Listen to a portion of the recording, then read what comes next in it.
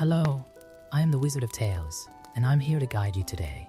I know this video is the perfect companion to help my dear dreamers relax and drift off to sleep. Before we dive into a world of calm and serenity, don't forget to like the video, subscribe to the channel, and tell me where you're watching from and what time it is for you. Now, get cozy, take a deep breath, and let the magic of stories embrace you. It was a warm summer afternoon, and Alice was sitting under a large tree in the garden of her house, struggling to keep her eyes open while her older sister read aloud from a boring storybook. The golden sun filtered lazily through the leaves, creating dancing patterns on Alice's blue dress, and she sighed repeatedly, wishing the book had at least a few illustrations to make it more interesting to read. "What's the use of a book without pictures?" she muttered to herself, absent-mindedly playing with the daisies growing around her. Then something extraordinary happened, something that would change her life forever. A white rabbit, wearing an elegant vest and carrying a pocket watch, ran past her. The most surprising thing was not his peculiar outfit, but the fact that he was anxiously checking his watch, repeating aloud, "Ouch, ouch, I'm going to be late, very late." Alice blinked several times, wondering if the heat of the day was affecting her mind. Rabbits didn't wear vests, let alone carry watches or talk about appointments. But before she could fully process what she was seeing, her natural curiosity took over, and she found herself running after the curious animal.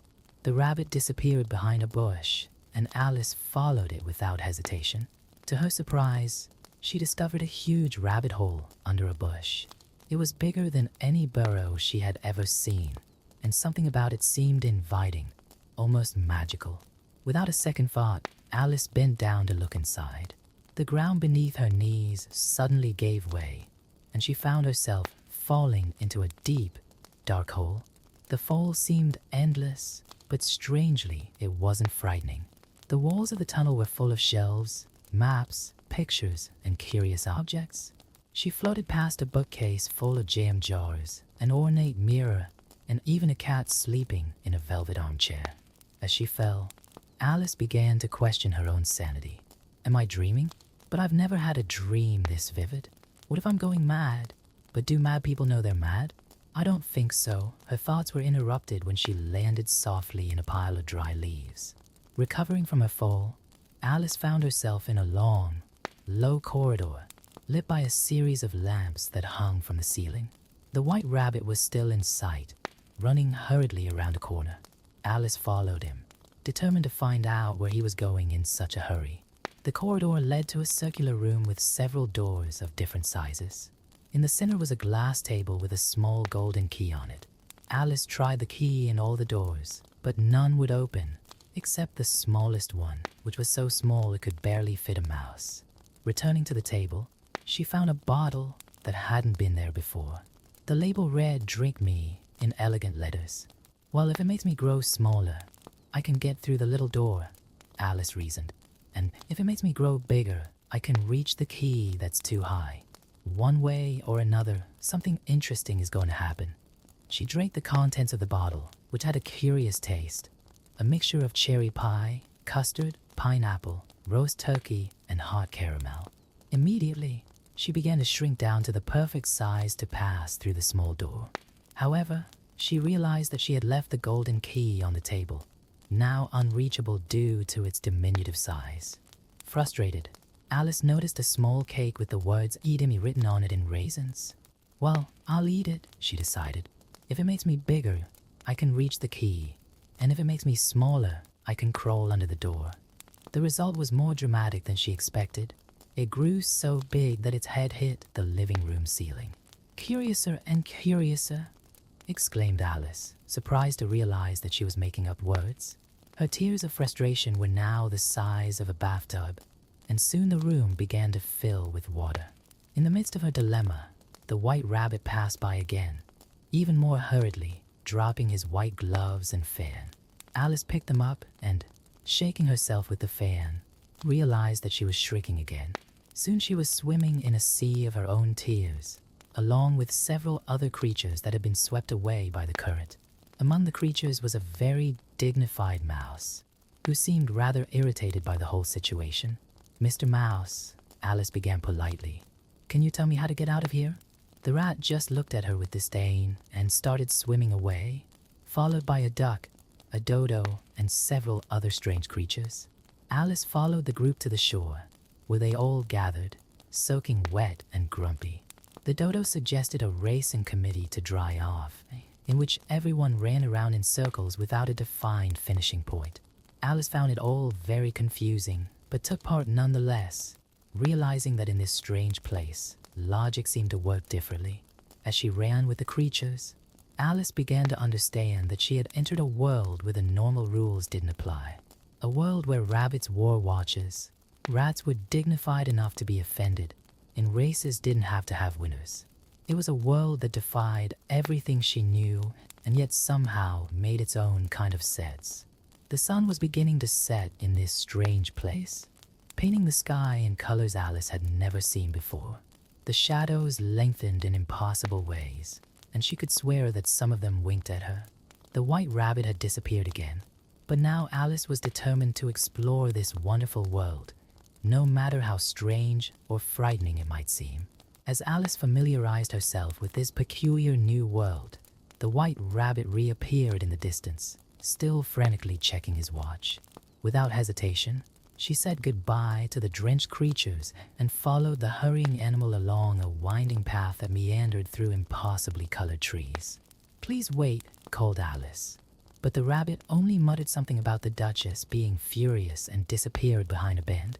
Turning the corner, Alice came across a charming, albeit somewhat crooked, house with chimneys that spewed smoke in the shape of letters of the alphabet. Approaching the door, she noticed that it was once again the wrong size, this time too big to pass through. Luckily, she found another jar labeled "Drink Me" in the garden. After her previous experience, Alice was more cautious, taking only a small sip. To her relief, it shrank to the ideal size. Inside the house, she found a chaotic scene. A duchess cradling a baby who cried nonstop, while a cook poured almost the entire pot of pepper into a steaming soup. The air was so charged with pepper that everyone was sneezing constantly. "Why so much spice?" asked Alice between sneezes. "Because it is," replied the cook harshly, throwing a pot in the direction of the duchess, who was still nursing her baby with a nonsensical song about bats and tea. In the midst of the confusion, Alice noticed a smile floating in the air. Gradually, a striped cat materialized around the smile. It was the famous Cheshire Cat, about whom she would soon hear much more. Its bright eyes watched her with a mixture of amusement and wisdom. "Where should I go?" Alice asked the cat, hoping for a straight answer in the midst of so much chaos. "That depends a lot on where you want to go," replied the cat, his smile widening impossibly. "It doesn't really matter, as long as I get somewhere," said Alice. "Oh, then you'll certainly get somewhere," assured the cat, "if you walk long enough." While they were talking, the Duchess suddenly threw the baby into Alice's arms and hurried off, muttering something about a game of croquet with the Queen. Alice looked at the baby and, to her surprise, it began to turn into a little pig, which soon escaped into the garden. "Does it happen often around here?" Alice asked the cat. "What? Babies turning into little pigs?" The cat laughed. "More than you might think. By the way, if you want a really interesting afternoon, I suggest you visit the Mad Hatter. He's having a tea party just over there." The cat pointed with his paw to a path that Alice was sure hadn't been their seconds before. Before she could fake him, the feline began to gradually disappear, from tail to head, leaving only his characteristic floating smile. Following the cat's suggestion, Alice walked along the new path, which seemed to change direction when she wasn't looking. The trees whispered incomprehensible conversations among themselves, and flowers of impossible colors turned their petals to watch her pass. Soon, she began to hear the sounds of laughter and the clinking of teacups. As she approached, she saw a long table set up for tea in the garden, laden with teapots, cups, cakes, and other delicacies. The Mad Hatter was presiding over the table, wearing an extraordinarily tall hat, accompanied by a March hare and a caxing whale who seemed to be sleeping in a teacup. "There's no room, there's no room," they shouted when Alice approached. "There are plenty of seats," she replied, taking a seat in a large armchair at the head of the table. "Would you like some wine?" offered the Mad Hatter. "I don't see any wine," said Alice, looking around the table. "There isn't any," replied the March Hare. "Then it wasn't very polite to offer it," said Alice angrily. "It wasn't very polite to sit down uninvited," retorted the Hare. "I didn't know it was your table," said Alice. "It's set for much more than 3 people. "Your hair needs a cut," said the Hatter, abruptly changing the subject and watching Alice with great interest. "You should learn not to make personal comments," Alice replied sternly. "It's very rude." The Hatter's eyes widened. "Why does a crow look like a desk?" Before Alice could answer this impossible riddle, Caxingle woke up briefly to mutter something about melted butter and went back to sleep, dipping his nose into his cup of tea. The Hatter and the Hare started trying to stuff the little animal into a teapot, claiming he needed a bath. Alice watched everything with a mixture of fascination and confusion. Every time she tried to make sense of the situation, something even more absurd happened. The tea was served at random times. The story started in the middle, and the jokes weren't funny, or maybe they were so funny that she couldn't understand them. "What time is it?" asked the Hatter, nervously shaking his watch. "It's 6 o'clock," replied Alice. "2 days late," exclaimed the Hatter. "I told you butter wouldn't be good for the mechanism." "It was the best butter," added the Hare sadly. Alice was beginning to realize that time and logic worked completely differently in this place. The Hatter's clock marked the day of the month, not the hour, and apparently it was always 6 o'clock perpetual tea time. As the tea party continued in its endless cycle, Alice realized that she would get nowhere if she stayed there. Politely, she got up from the table, leaving the Mad Hatter and the March Hare to discuss whether time could be churned like butter. "Time is very sensitive," explained the Hatter as Alice walked away. "Ever since we fought, it has stopped at 6 o'clock for us. Always tea time." Following a new path through the forest, Alice came across a tree with a door in its trunk. Curiously, there were several signs pointing in different directions, all indicating through here and through there, but none of them seemed to make sense. That's when the Cheshire Cat's smile appeared again, followed by the rest of him. "How's your adventure going?" asked the cat, spinning upside down in the air. "It's all very confusing," replied Alice. "The people here are quite rude, and nothing seems to make sense." "Oh, but it makes sense," replied the cat. "Just not the kind of sense you're used to. By the way, the Queen is having a game of croquet. You should go. Everyone should go, or they'll lose their heads." Before Alice could protest, the cat began to disappear again, this time starting with its head and ending with its smile, which she found particularly disturbing. Following the enigmatic feline's directions, Alice soon arrived at a beautiful garden. Gardeners in the shape of playing cards were busy painting white roses red, working frantically and spilling paint everywhere. "Why are you painting these roses?" asked Alice, curious. "Well," replied the Five of Wands, looking nervously over his shoulder, "we planted white roses by mistake, and the Queen of Hearts hates white roses. If she finds out, she'll have our heads cut off." No sooner had he finished speaking than trumpets sounded announcing the arrival of the royal court. The Queen of Hearts was an imposing and frightening figure, with a face red with anger and a crown that seemed too big for her head. The king walked a few steps behind, looking worried and much smaller than his wife. "Who painted my roses?" shouted the queen when she saw the paint dripping from the flowers. "Cut off their heads." The poor gardeners threw themselves to the ground, begging for mercy, but the queen had already lost interest in them, having noticed Alice. "And who are you?" asked the monarch, her small, bright eyes fixed on the girl. "I'm Alice, your majesty," she replied, bowing as her sister had taught her. "Do you know how to play croquet?" asked the queen. "Yes," replied Alice, although she suspected that croquet in this place would be very different from what she knew. She was right. The bats were live flamingos that insisted on turning their necks at the wrong moment.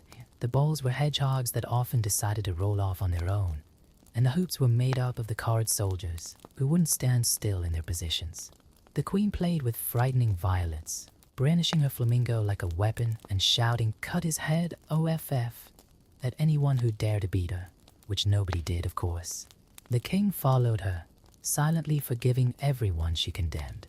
During the game, Alice noticed that the Cheshire Cat appeared and disappeared among the guests, causing even more confusion. The queen, who apparently didn't like cats, became increasingly furious at his appearances.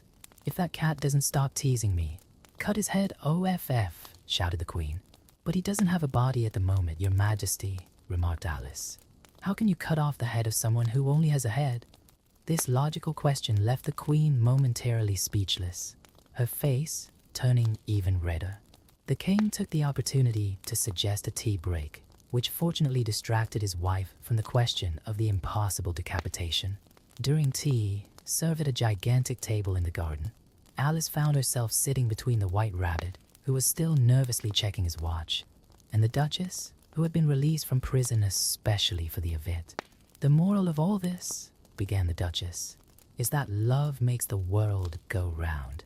"Someone said it's pride that does that," commented Alice, trying to remember something she had read. "Whatever," said the Duchess. "It can be both, as long as you find a moral in everything." The banquet was a surreal sight. Pies that sang when cut, puddings that changed color, and cookies that made people grow or shrink at random. Alice ate very carefully, fearing that she would change size in the middle of the real dinner. The conversation at the table was just as strange. The queen was arguing with the griffin about the best way to perform a dance, while the false turtle was crying into his soup, remembering his school days at the bottom of the sea. The Mad Hatter had snuck into the party and was now trying to fix the White Rabbit's clock using butter and cake crumbs. "Is all this a dream?" Alice wondered aloud, observing the chaos around her. "If it's a dream, whose is it?" replied the Cheshire Cat, materializing in an empty chair. "Yours." "Mine?" "The Queen's?" "Maybe we're all part of someone's dream." Before Alice could ponder this philosophical question, the Queen announced that it was time for the trial. Although no one knew exactly what crime would be tried or who would be accused. "Everyone in accord," ordered the Queen. "And remember, sentence first, verdict later." Alice sighed, realizing that she was about to witness yet another demonstration of the inverted logic of Wonderland. As she followed the royal procession towards the courthouse, she couldn't help but think how her tedious afternoon of studying had turned into such an extraordinary adventure. The royal court was an even more chaotic scene than the croquet match. Jurors of all shapes and sizes, from small lizards to large birds, settled into their seats, while the king and queen sat on elevated thrones. The White Rabbit, now the royal herald, blew his trumpet nervously.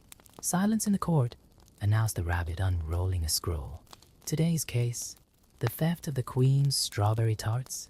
Alice watched as they brought in the accused, the Jack of Hearts, who looked more confused than guilty. The king adjusted his crown and began to read out the charges, although his voice could barely be heard over the noise of the jurors taking notes on their slates. "As a witness," called out the rabbit, "we summon the Mad Hatter." The Hatter entered holding a cup of tea, still trembling. The Queen looked at him sternly.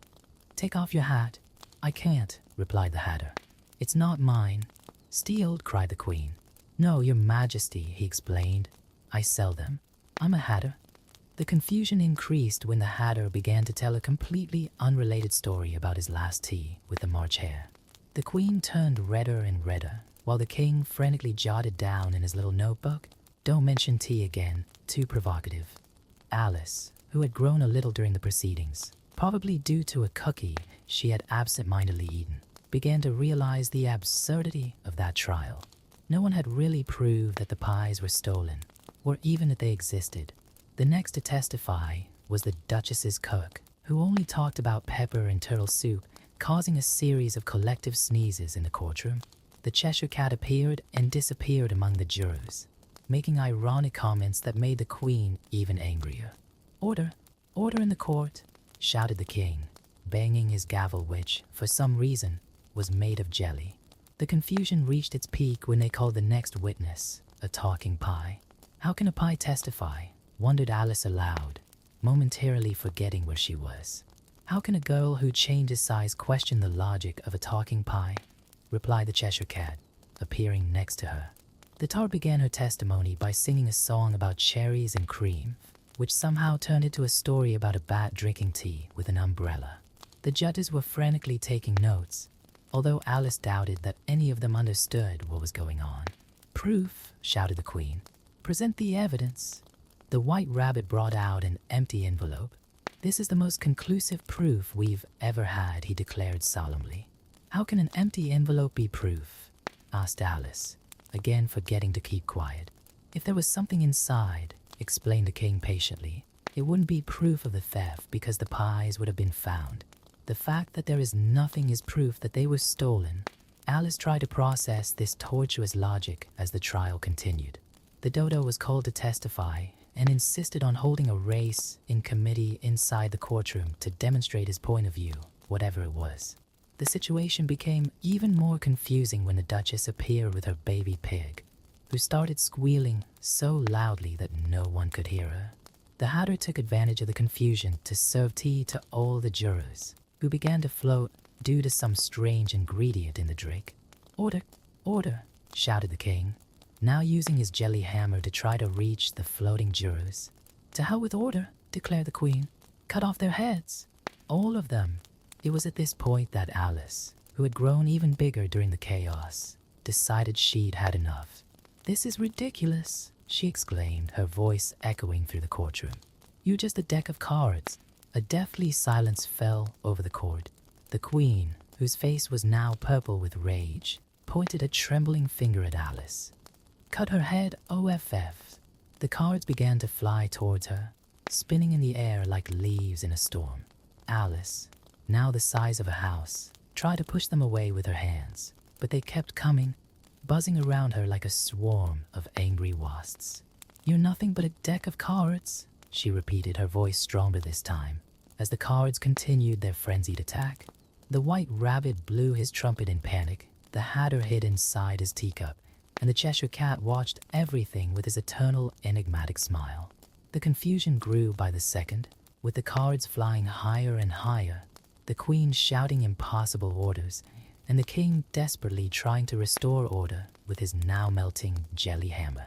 Alice felt she was losing control of the situation, but something inside her told her that this nonsense had to end. Amidst the growing chaos of the courtroom, Alice felt a strange sense of clarity. The cards continued to fly around her, but their movements seemed slower and slower, as if they were moving through honey. The Cheshire Cat's smile hung in the air like a crescent moon, and his words echoed in Alice's mind. "We're all mad here. This has to stop," thought Alice, and the moment this thought formed, the world around her began to ripple like the surface of a disturbed lake. The colors of Wonderland began to blend together like a wet watercolor. The furious red of the queen, the vibrant green of the garden, the deep blue of the impossible sky. The queen was still shouting orders, but her voice sounded distant now, as if it came from inside a very long tunnel. The Mad Hatter emerged from his teacup only to start a new story about why a crow looks like a desk, while the March Hare clapped enthusiastically, throwing cookies everywhere. "But it doesn't make sense," protested Alice, watching the cookies turn into butterflies before they hit the ground. "Of course it makes sense," replied the Cheshire Cat, fully materializing for the first time. "You're just trying to find sense where nonsense reigns. Sometimes, dear Alice, the only sensible thing to do is to embrace the madness." The cat's words made Alice reflect on her entire journey. From the moment she followed the white rabbit, she had tried to apply the logic of her world to this extraordinary place. Now she realized that perhaps true wisdom lay in accepting that not everything had to make sense. The courtroom had turned into a veritable carnival of absurdities. The floating jurors began to sing in harmony with the tart witness, while the king tried to maintain order using his jelly gave Lynn as a baton. The Duchess danced a waltz with her baby pig, who now wore a powdered wig and recited poetry in Latin. "You're all mad," declared Alice, but this time there was a smile in her voice. "Ah, now you understand," exclaimed the Mad Hatter, pouring tea in cups that floated through the air. "We're all mad here, even you, my dear. After all, what sane person would follow a dressed-up rabbit?" Alice couldn't help but laugh. It was true. She had chosen to follow the white rabbit. She had chosen to drink from mysterious bottles and eat magical cakes. Every decision she made led her deeper into this wonderful, absurd world. The cards that were still flying around her began to turn into flowers, their sharp edges softening into delicate petals. The Queen of Hearts, seeing her authority literally blossom, was so surprised that her crown slipped and started spinning like a top. "Impossible," cried the Queen. "Nothing is impossible," replied Alice serenely. "Only improbable." The White Rabbit, still checking his watch, began to shrink in size until he was just a small white dot on the horizon. The clock in his paws turned into a soap bubble that floated upwards, taking with it all the worries about being late. The false tortoise and the griffin began an elaborate dance, dragging other characters into their chaotic choreography. Soon, the whole court was involved in a surreal quadrille, with the dodo calling out the steps in a language no one understood, but everyone seemed to know exactly what to do. "See," said the Cheshire Cat, now dancing upside down in the air. "When you stop trying to make sense of things, they start to make sense by themselves." Alice watched in amazement as Wonderland began to dissolve around her, not in a frightening way, but like a dream gently coming to an end. The colors began to soften, the sounds became more distant, and she felt a deep peace come over her. "It's time to wake up," whispered the cat, his smile being the last thing to disappear. Alice opened her eyes slowly, finding herself once again under the tree where it had all begun. Her sister was still there, the storybook on her lap, looking at her curiously. "You slept for a long time," said her sister. "You must have had some interesting dreams." Alice smiled, sitting up and fixing her blue dress.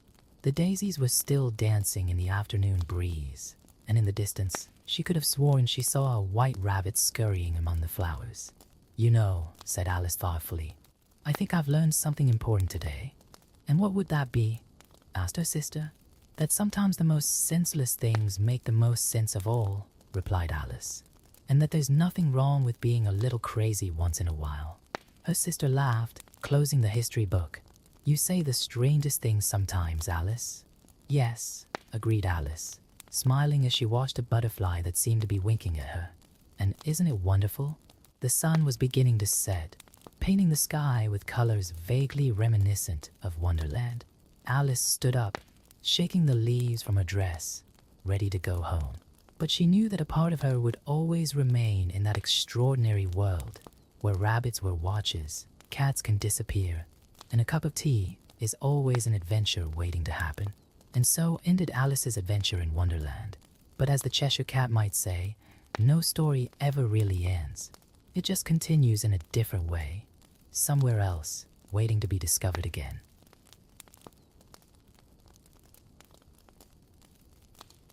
In Mr. Nicolaus' little toy store, where the dust danced gently under the golden rays that came through the old windows, a very special box awaited its fate. Inside it, 25 little lead soldiers rested neatly, all cast from the same mold, except for one small detail that would make all the difference. The last little soldier had been born with only one leg. Little Joao, the town doctor's only son, was turning 8 that fall afternoon, and his eyes lit up when he received the box of little soldiers as a present. His mother, always attentive to detail, had chosen that particular set after noticing how the little boy was enchanted by the stories of bravery and honor that his father used to tell him before bedtime. When he got home, Joao ran to his room, a magical space where toys of all shapes and colors lived together in perfect harmony. On top of the old wooden chest of drawers, next to the window, a delicate cardboard castle housed a graceful ballerina. She stood in eternal balance on a single leg, the other extended backwards in a perfect arabesque, her arms delicately arched above her head, as if she were about to begin her dance. John carefully arranged the little soldiers in formation on the same chest of drawers, creating a guard of honor that stretched from the castle to the edge of the cabinet. The one-legged soldier, being different, was placed in the last position, from where he had a privileged view of the dancer. It was at that moment that something extraordinary happened, something that only the toys could perceive. The little soldier, in his leaden silence, felt his inflexible heart beat in a different way. The ballerina, with her white tulle skirt decorated with sparkling sequins and her graceful posture, seemed to float even though she was motionless. He noticed that, like him, she also balanced on a single leg, although hers was by artistic choice while his was her only option. During the day, when Joao played with his little soldiers, our little hero strove to be as brave as his lead brothers, making up for his physical lack with even more bravery. At night, when the lights went out and the house sank into silence, the toys came to life and the little soldier took every moment to admire his beloved ballerina. In Joao's room, other toys also inhabited that magical world. There was a mischievous goblin who lived in a box of surprises, always watching everything with an enigmatic smile. His black eyes often fixed on the little soldier with an expression that mixed disdain and envy. The elf couldn't bear to see how the ballerina, so delicate and refined, would cast gentle glances at the imperfect little soldier. On one of those magical nights, as the moonlight streamed through the window and bathed the room in its silvery glow, the little soldier summoned up all his courage to approach the cardboard castle. With a lot of effort, balancing on his one leg and leaning on his bayonet, he slowly advanced up the dresser ledge. The ballerina, sensing his approach, maintained her graceful pose, but her painted eyes seemed to take on a special glow. The little soldier, even though he couldn't speak, expressed all his love through his determined gaze and proud posture. It was as if a silent song filled the air between them, a melody that only their hearts could hear. However, the goblin from the box of surprises was not happy about this closeness. His face contorted with envy as he plotted to separate the two. He knew that the little soldier, because he only had one leg, was more vulnerable than the others, and this difference would be the key to his malicious plan. The next morning, as the first sunlight began to awaken the town, the goblin put his plan into action. Taking advantage of a breeze coming through the ajar window, he sneaked over to the chest of drawers. With a quick, precise movement, he pushed the little soldier, who was standing near the edge of the dresser, watching his beloved ballerina. The little lead soldier, taken by surprise, couldn't keep his balance. In a split second, he found himself falling towards the floor, while the ballerina, helpless on her pedestal, could only watch in horror. The sound of the lead hitting the wooden floor was muffled by the carpet, but the impact was enough to send the little soldier rolling under the furniture. Thus began a series of adventures and misadventures that would test not only the little lead soldier's endurance, but above all the strength of his love for the ballerina. While he lay under the dresser, amidst the dust and cobwebs, his brave heart was already planning how to return to his post, next to his beloved. The goblin, from the top of his box, smiled with satisfaction at his act of evil, without imagining that this was only the beginning of a story that would prove that true love knows no physical limitations or seemingly insurmountable obstacles. The ballerina, maintaining her elegant pose, let an invisible tear run down her paper cheek, or a heart hoped that her beloved little soldier would find a way back to her. And so, on that seemingly ordinary morning, an extraordinary journey of love, courage, and perseverance began, where a little lead soldier with only one leg would demonstrate that true strength does not lie in physical perfection, but in the greatness of the heart and the determination of the soul. The little lead soldier, lying under the dresser, watched the dust dance in the beams of light that penetrated through the crack. His heart, although made of metal, beat with the determination to return to his beloved dancer. The hours dragged by as he planned his return, knowing that he would have to wait until nightfall, when magic would allow him to move freely. During the day, John searched for his lost little soldier, but couldn't reach the narrow space under the heavy furniture. The boy's mother, with her broom, also tried to reach the toy while cleaning, but the little soldier had rolled even further away, close to the wall. When night finally came and the house fell silent, the little soldier began his journey. With determination, he used his bayonet as a support and began to crawl across the floor. The distance to the dresser leg seemed endless, but each movement brought him a little closer to his goal. High above, the ballerina maintained her graceful pose, but her eyes were fixed on the darkness below, waiting for a glimpse of her beloved little soldier. The goblin, satisfied with his mischief, watched everything with a malicious grin, planning new obstacles for the brave soldier. As he crawled along, the little soldier found a small stuffed mouse, long forgotten under the dresser. The toy, covered in dust, offered to help the soldier. "I can take you to the edge of the carpet," he whispered, "but watch out for the house cat who often comes by at night." Accepting the help, the little soldier climbed onto the stuffed mouse's back and moved quickly through the darkness. The soldier's heart was pounding, a mixture of hope and apprehension. Every meter he traveled brought him closer to his beloved, but also exposed him to new dangers. As they reached the edge of the carpet, a familiar noise made the stuffed mouse freeze. Whiskers, the family cat, entered the room through the ajar door. His yellow eyes shone in the darkness as he sniffed the air, sensing the unusual movement. The little soldier, knowing he couldn't turn back, faked the mouse and continued on his own, creeping even more cautiously. Every move had to be calculated so as not to attract the feline's attention. The wooden floor, with its gaps and irregularities, made the journey even more challenging. From her elevated position, the dancer watched the scene with a heavy heart.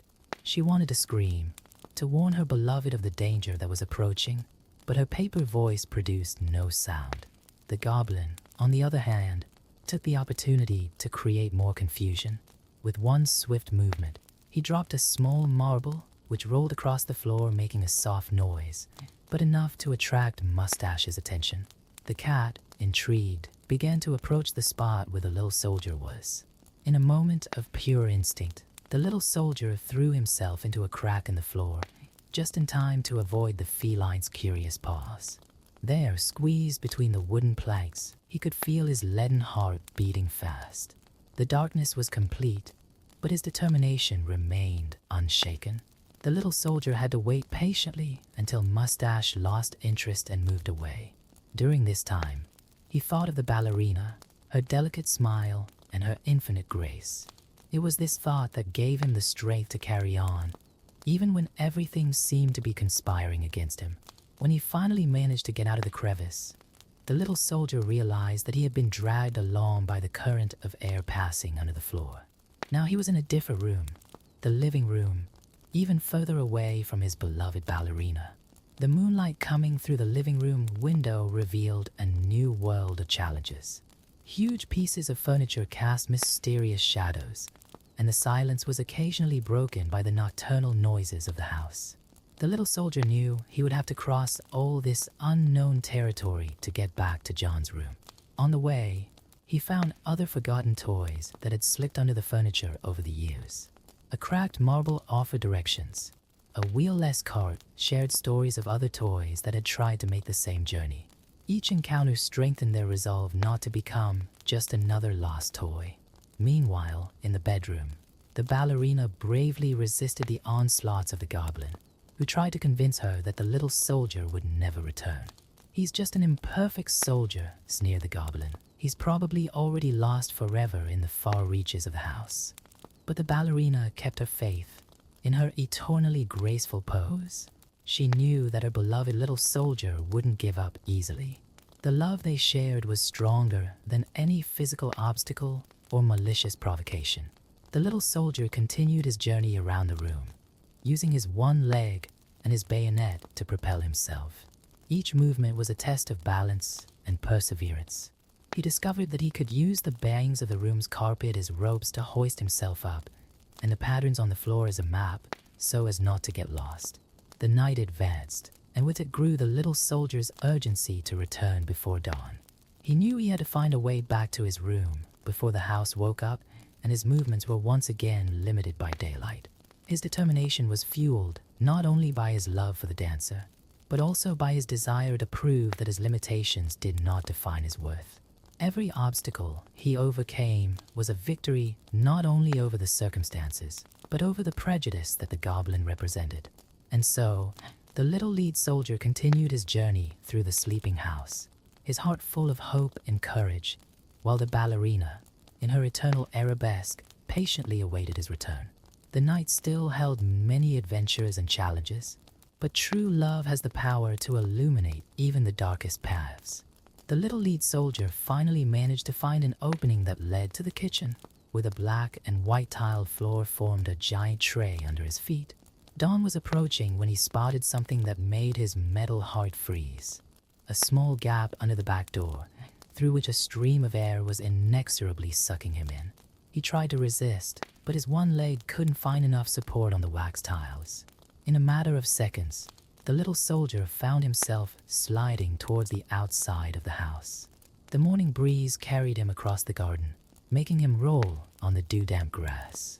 The sun was just beginning to rise over the horizon when the little soldier realized he was being dragged along by a stream of water from the rain that had fallen during the night. His leaden body, too heavy to swim against the current, was heading towards a storm drain. As he was carried, he thought of the dancer and how his love now seemed even more distant. The goblin would certainly be celebrating his misfortune, but the little soldier maintained his dignified posture even in the face of adversity. His determination remained as unshakable as the metal he was made of. The water led him through a labyrinth of underground pipes where he found other lost objects, bottle caps, dried leaves, and even a paper boat which, despite being soaked, still held its shape. "Come on up," invited the little boat, offering to help the soldier. With a lot of effort, the soldier managed to hoist himself onto the little paper boat, which now served as his improvised vessel. Together, they sailed through the dark canals, guided only by the distant sound of running water. The little boat told the soldier stories of other objects it had found on its aquatic adventures. The journey through the tunnels seemed endless, until a flash of light indicated the exit to a stream that ran through the city. The little soldier found himself sailing under the open sky, passing under bridges where children were playing without noticing the little sailor in his paper boat. In John's room, the ballerina remained in her pose, but her inky eyes looked sadder. The goblin, pleased with the disappearance of the little soldier, danced around her, humming taunts about how the imperfect soldier had been taken away forever. Back at the stream, the little boat and the soldier faced increasingly rough waters. "Hold on tight," shouted the little boat when they spotted a small waterfall ahead. The waterfall wasn't high, but for a lead soldier and a paper boat, it represented a formidable challenge. The impact of the fall was devastating. The paper boat, already soaked, finally broke apart, leaving the little soldier alone in the current. He maintained his impeccable posture even as he sank, his one leg and his bayonet pointed skywards as if in a final salute. Then something unexpected happened. A large fish, attracted by the glint of lead in the water, quickly approached and, in one sudden movement, swallowed the little soldier whole. In the dark interior of the fish, the little soldier kept his composure, thinking that even this seemingly hopeless situation could prove to be an opportunity. The fish, satisfied with its metallic meal, swam peacefully down the stream until it reached the town market, where it was picked up by a shopkeeper. By an extraordinary coincidence, that same fish was sold to the cook at John's house, who took it to prepare the family's dinner. In the kitchen, when the cook cut into the fish, her eyes widened when she found the little lead soldier perfectly preserved inside. Recognizing it as one of John's little soldiers, she carefully cleaned it and gave it back to the boy. John, thrilled to have his lost soldier back, ran to put it back with the others on the dresser. The soldier's heart beat fast as he found himself once again close to his beloved ballerina, who maintained her graceful pose, but now had a special sparkle in her eye. The elf watched the scene in disbelief and anger, his apparently perfect plan having been thwarted by fate. The little soldier's determination and love had proved stronger than all the adversity he had faced. That night, when everyone was asleep, the little soldier told the other toys about his adventure. The ballerina listened attentively to every detail, her paper heart overflowing with joy at having her beloved back. The goblin, defeated, retreated to the bottom of his box, planning his next attempt to separate the lovers. But the little soldier and the ballerina knew that their love had been strengthened by their trials. Every obstacle they overcame was proof that true feelings know no limits, be they physical or imposed by others. The little one-legged soldier had shown that true strength lies in the heart, no matter what material it is made of. As the moon bathed the room in its silvery light, the little soldier stood guard next to the cardboard castle, his one leg firm, his posture impeccable, his leaden heart beating to the same rhythm as his ballerina's delicate paper heart. The night had only just begun, and new adventures surely awaited our brave hero. Life in the playroom had resumed its routine, but something had subtly changed since the little soldier's return. The ballerina seemed to dance even more gracefully when night came, and her gaze met the little soldier's with an intensity that made the other dolls sigh with admiration. The goblin, however, had not given up his evil plans. For days, he silently watched the couple in love, studying their movements and waiting for the perfect moment for his revenge. His opportunity came on a particularly cold night when the family lit the fireplace in the living room to ward off the chill. John had brought some of his toys to play with by the cozy fire, including the little soldier and the ballerina. The boy created an elaborate story in which the brave soldier protected the delicate dancer from imaginary dangers. When sleep came, John was put to bed, leaving his toys on the side table in the living room. It was then that the goblin put his cruelest plan into practice. Taking advantage of a sudden gust of wind that came through the poorly closed window, he pushed the little soldier towards the flames of the fireplace. The little lead soldier, taken by surprise, felt the intense heat approaching his metallic body. The ballerina, witnessing the imminent danger, did something she had never done before. She broke her eternal pose. In one graceful, desperate movement, she launched herself towards her beloved, her paper skirt fluttering like wings. Her gesture of unconditional love, however, ended up sealing her own fate as a spark leapt from the fireplace, hitting her delicate garment. The other toys watched in horror as the flames began to consume the paper and tulle that made up the ballerina.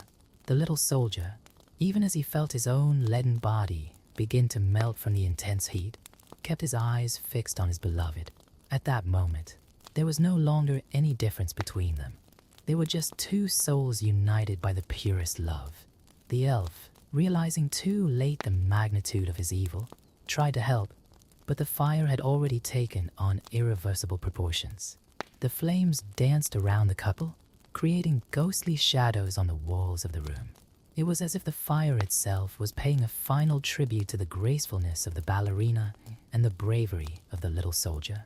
As his leaden body slowly melted, the little soldier kept his impeccable posture, his one leg steady until the last moment.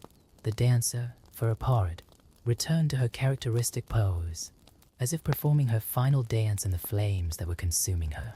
Their eyes remained fixed on each other, communicating without words all the love they shared.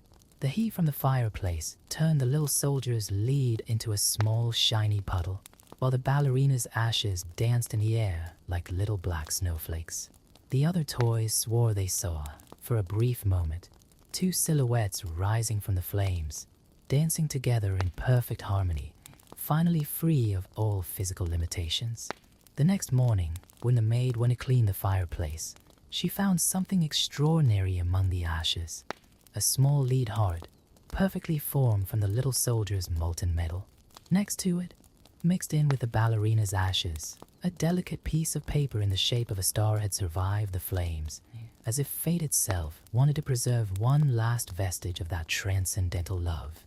John was deeply saddened to discover the fate of his beloved toys, but there was something poetic about the way they left together. The elf, consumed by guilt, was never the same again. His mischievous smile disappeared, replaced by an expression of eternal regret. The other toys in the room turned the story of the little soldier and the ballerina into a legend, told in whispers on silent nights. They talked about how true love knows no limitations, about how courage and devotion can overcome any obstacle, even death itself. On particularly quiet nights, when the full moon bathed the room in its silvery light, some toys would swear they saw two shadows dancing gracefully on the dresser, in the exact spot where the cardboard castle used to stand. It was as if the little soldier and the ballerina had found a way to continue their love story, transcending the barriers of the material world. The little lead heart and the paper star were carefully kept by John in a small music box, which played a soft waltz tune. Every time he opened it, the boy remembered the story of the imperfect little soldier who proved to be the most perfect of lovers, and the ballerina who chose love above all else. And so, even after its seemingly tragic end, the story of the one-legged soldier and his ballerina lived on, inspiring others to believe in the transformative power of true love. For, as the wisest toys used to say, it's not the physical shape that defines the greatness of a heart, but its capacity to love unconditionally. Years had passed since that fateful night, and John's room had changed considerably. The boy had grown up, and many of his old toys had been put away or given away, but the little music box containing the lead heart and the paper star remained on his desk, like a precious treasure he refused to forget. One fall afternoon, similar to the one when the little soldier had first arrived at the house, John, now a young man, found his own 5-year-old son, Pedro, gazing curiously at the music box. The boy's eyes shone with the same intensity as his own had done so many years ago. "Dad, what is this box?" asked Pedro, his small hands gently touching the carved surface. John smiled and sat down next to his son. As he opened the box, the soft melody of a waltz filled the room, and the two small objects, the lead heart and the paper star, seemed to take on a special glow in the evening light. "This, my son, is the most extraordinary story I've ever known," John began, his eyes lost in memories. And so he shared with Peter the saga of the one-legged soldier and his beloved ballerina. The boy listened attentively, his eyes wide with fascination at each new twist in the narrative. While John was telling the story, something magical began to happen in the room. The light of the setting sun, filtering through the window, cast dancing shadows on the walls, and the melody of the music box seemed to take on new, deeper, and more meaningful notes. Peter, enchanted by the story, asked to hold the little treasures. John carefully placed the lead heart and the paper star in his son's little hands. The moment the objects touched the boy's skin, a soft, inexplicable wind blew through the room, making the curtains dance. "Dad, look!" Peter exclaimed, pointing to the wall. The shadows had taken on different shapes. A little soldier and a graceful ballerina were dancing in perfect sync to the sound of the waltz. John blinked several times, unsure if his eyes were deceiving him, but the vision remained. The lead heart in Peter's hand began to emit a faint glow, and the paper stars sparkled as if sprinkled with fairy dust. The magic that had once inhabited the playroom seemed to have reawakened, bringing with it the memories of a love that had transcended all barriers. The shadows on the wall told their own story. They showed the little soldier on his journey through the house, his adventure in the stream, the moment inside the fish, and finally, the final dance in the flames. But this time, there was no sadness in the narrative. Instead, each scene pulsed with the celebration of a love that not even fire could destroy. Peter, amazed, watched the dancing shadows with the enchantment of childhood, that ability to see magic where adults see only the ordinary.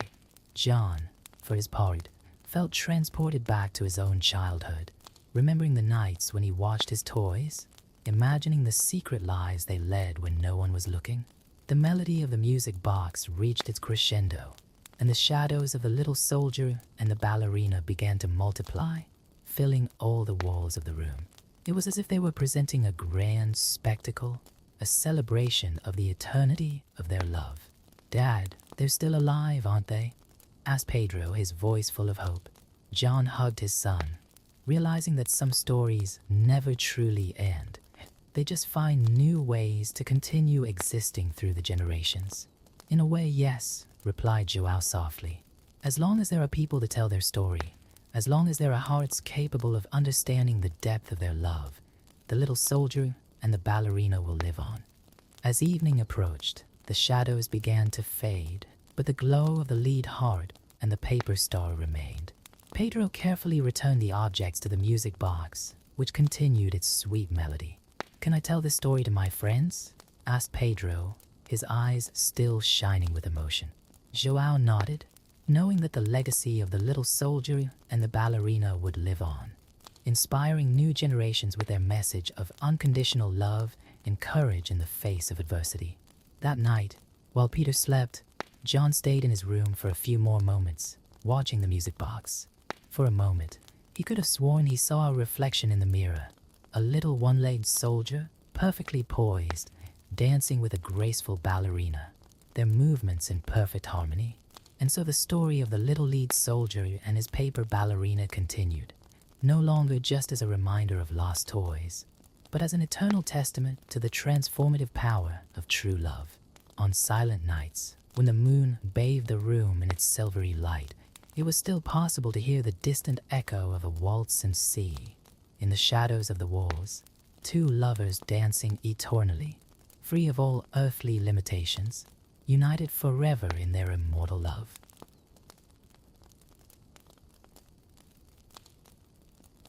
In a remote village, where the aroma of fresh bread mingled with the dust of the mills, lived Clara, a young girl with hair as golden as ripe wheat and eyes the color of wild honey. Her life revolved around her father's mill, Tiago, a man known as much for his skill with grain as for his loose tongue after a few pints of ale in the local tavern. Clara spent her days helping to grind the wheat, her nimble fingers sewing torn sacks in her legs, tirelessly climbing up and down the mill stairs. As she worked, she hummed old tunes that her late mother had taught her, her notes blending in with the rhythmic grind of the mill's gears.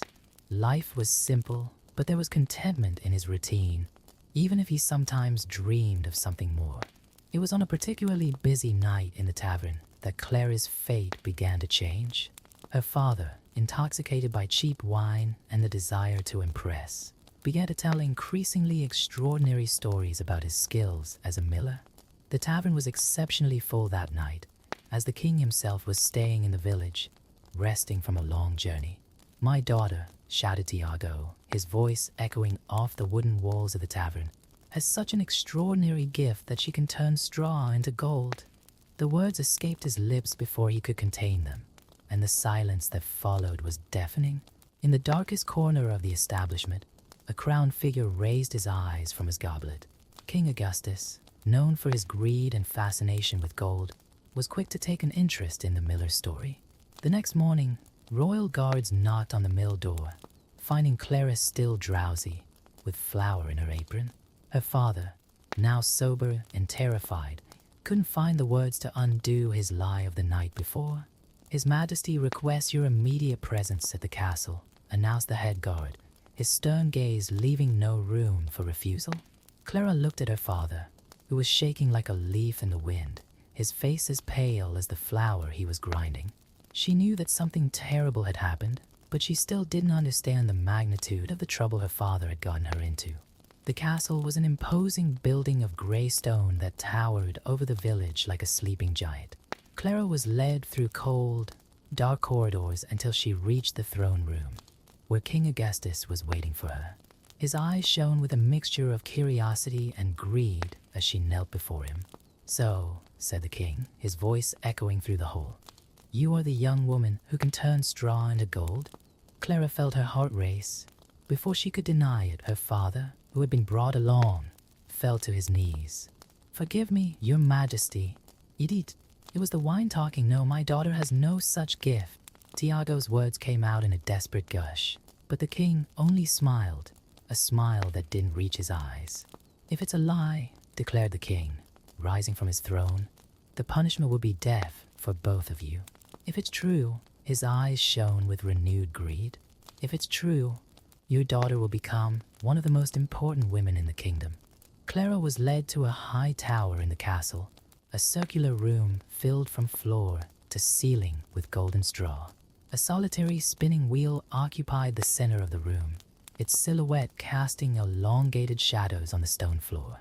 The king ordered that by dawn all the straw must be turned into gold, or both she and her father would face the gallows. The heavy door closed with a bang, and Clara found herself alone with an impossible task. Tears began to roll down her cheeks as she sat in front of the spinning wheel, her hands trembling as she touched the spindle. The sun was beginning to set, painting the sky with orange hues that penetrated through the tower's only window.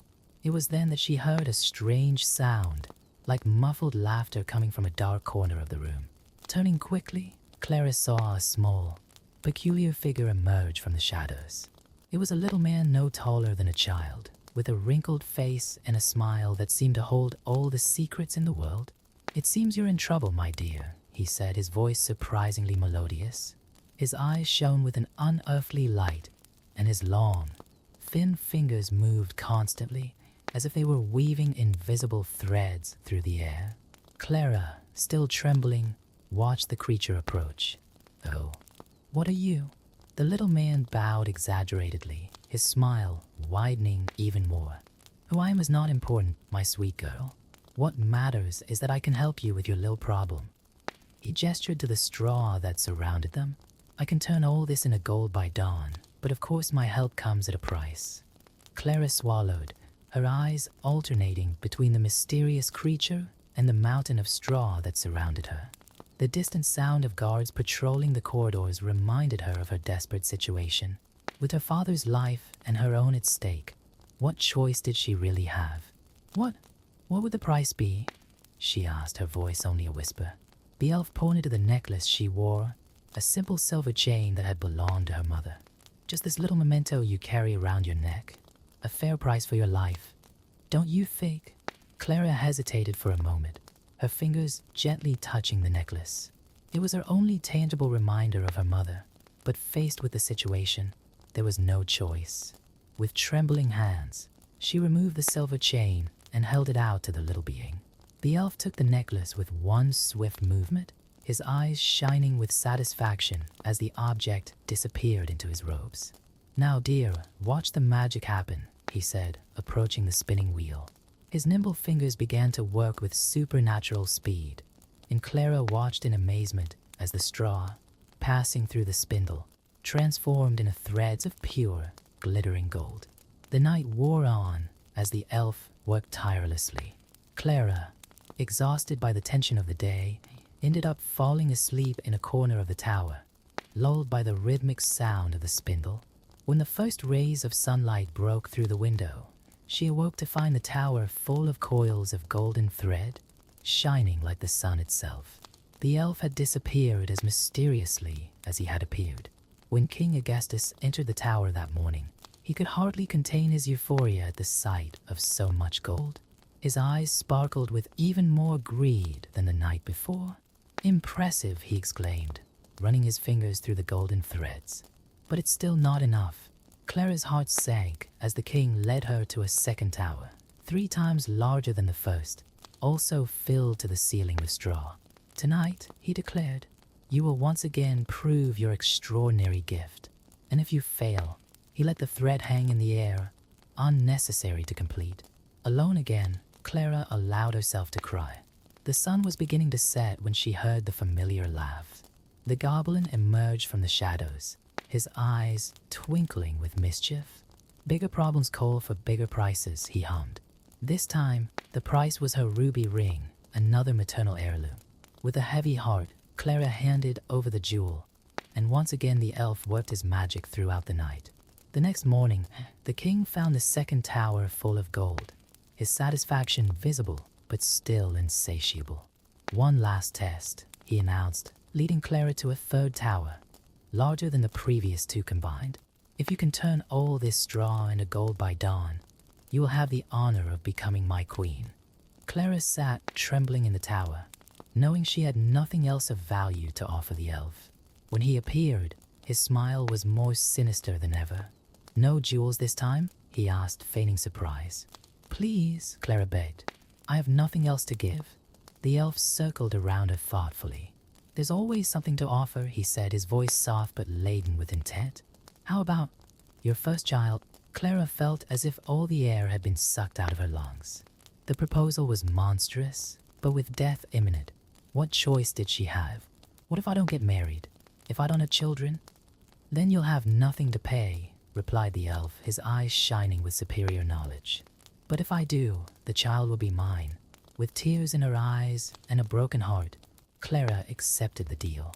Once again, the goblin worked through the night, turning the immense amount of straw into glittering gold. When the king arrived in the morning, his joy was indescribable. "You've proved your worth 3 times over," he declared. "As promised, you'll be my queen, and together we will rule the richest kingdom that has ever existed." The wedding took place the following week, with all the pomp you would expect from a royal ceremony. Clara, now queen, should have been happy with her new position, but the weight of her promise to the elf tormented her day and night. A year passed, and Clara gave birth to a baby boy with sapphire blue eyes. Her happiness was short-lived, for the same night the goblin appeared in her chambers. "I've come to collect my debt," he announced, his eyes fixed on the sleeping baby. "Please," Clara begged, clutching her son to her chest. "Ask for anything, but not my son." The elf seemed to consider for a moment, scratching his pointed chin. "Very well," he said at last. "I'll give you 3 days. If you can guess my name, you can keep your son. If not," his smile turned cruel, "well, you know what will happen." Clara spent the rest of that sleepless night cradling her son while her mind swirled with possibilities. How could she find out the name of such a mysterious creature? The next day, she sent messengers all over the kingdom to collect all the possible names, from the most common to the most exotic. When the goblin returned the following evening, Clara recited dozens of names. John, Michael, Bartholomew, Ricardo. With each attempt, the leprechaun just laughed and shook his head. "Wrong, wrong, wrong," he chanted, clearly amused by her despair. The second day passed in the same way, with Clara trying more and more obscure names. Melchizedek, Nebuchadnezzar, Heliodorus. Again, only laughter was her response. The elf seemed increasingly confident of his victory. On the eve of the third and final day, Clara was on the verge of despair. Her eyes red and swollen from crying, she watched her baby sleeping peacefully in his crib, oblivious to the terrible fate that might await him. It was then that one of her younger messengers, a boy called Pedro, burst into her chambers, panting and wide-eyed with excitement. "Your Majesty," he exclaimed, trying to catch his breath. "I have some news that might interest you." The boy told her that while riding through the densest forest in the kingdom, he had gotten lost and found a clearing lit by an unusual bonfire, whose flames danced in shades of green and blue. Clara listened intently as Peter described a small figure dancing around the fire, singing and jumping around frantically. "He sang about how no one would ever guess his name," said the messenger, and then he shouted at the moon, "Not even the queen will know that my name is Rumpelstiltskin." Clara's heart raced when she heard those words. Could it be true? Was this the name of the creature that tormented her? She hugged Peter tightly, rewarding him generously for his discovery, and spent the rest of the day rehearsing the strange name, fearful of forgetting it at the crucial moment. When evening came, the elf appeared as promised, his smile more smug than ever. "Well, my queen," he said, approaching the cradle, "this is your last chance. After today, the baby will be mine forever." Clara feigned hesitation, as if she was still uncertain. She began to recite a list of common names, watching the elf become more and more confident with each wrong attempt. "Maybe Gasper," she suggested, watching him shake his head negatively. "Or who knows, Balthazar." The elf was already approaching the cradle, his hands outstretched towards the baby, when Clara finally said, "Or would it be Rumpelstiltskin?" The effect was instantaneous. The elf froze in place, his eyes widening in shock and disbelief. "Impossible," he shouted, his shrill voice echoing through the rooms. "How do you find out? Who told you my name?" His fury was terrible to witness. The little being started jumping and stomping his feet so hard that the stone floor cracked under his feet. Its face, once cunning and controlled, contorted into a mask of pure rage. "This isn't fair. It's not fair," he screamed as his body began to emit a strange light. Clara shielded her eyes as an intense flash filled the room, accompanied by a deafening sound like very close thunder. When the light subsided and she could see again, Rumpelstiltskin had disappeared. On the floor, where he had been, there was only a dark, smoking mark. The baby, surprisingly, had woken up during all the commotion. Clara ran to the crib and took her son in her arms, tears of relief streaming down her face as she held him. Finally, she was free of the terrible promise she had made. In the weeks that followed, Clara shared her story with the king, who was horrified to learn of the danger his son and heir had been in. Repenting of his greed, He ordered that all the gold produced by the goblin's magic be distributed among the kingdom's needy, keeping only enough to ensure a comfortable life for his family. Clara's father's mill was renovated and turned into a meeting place for travelers to share their stories, always with a special warning about the dangers of making rash promises to magical creatures. Tiago never drank to excess again, dedicating himself to being a present grandfather and storyteller for his grandchildren. Clara herself discovered that her true wealth lay not in gold or the position of queen, but in the love for her son and the wisdom gained through her experience. She became known not only as the queen who defeated the goblin, but as a fair and compassionate ruler, always ready to listen and help her people. At night, when she sang her son to sleep, Clara sometimes thought she heard a distant echo of laughter in the forest, but she never saw the mysterious Rumpelstiltskin again.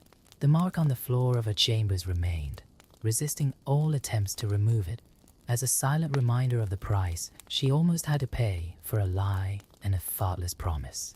Over the years, the story spread throughout the kingdom and beyond, being told and retold in taverns, fireplaces, and cradles, always with an important lesson that a person's true worth lies not in what they can produce, but in the love they carry in their heart and the honesty of their words.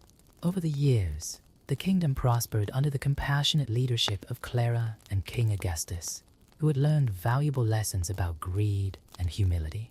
The little prince, whom they called Benjamin, grew up as a cheerful and curious child, always fascinated by the stories his mother told about the night she almost lost him to a mysterious goblin.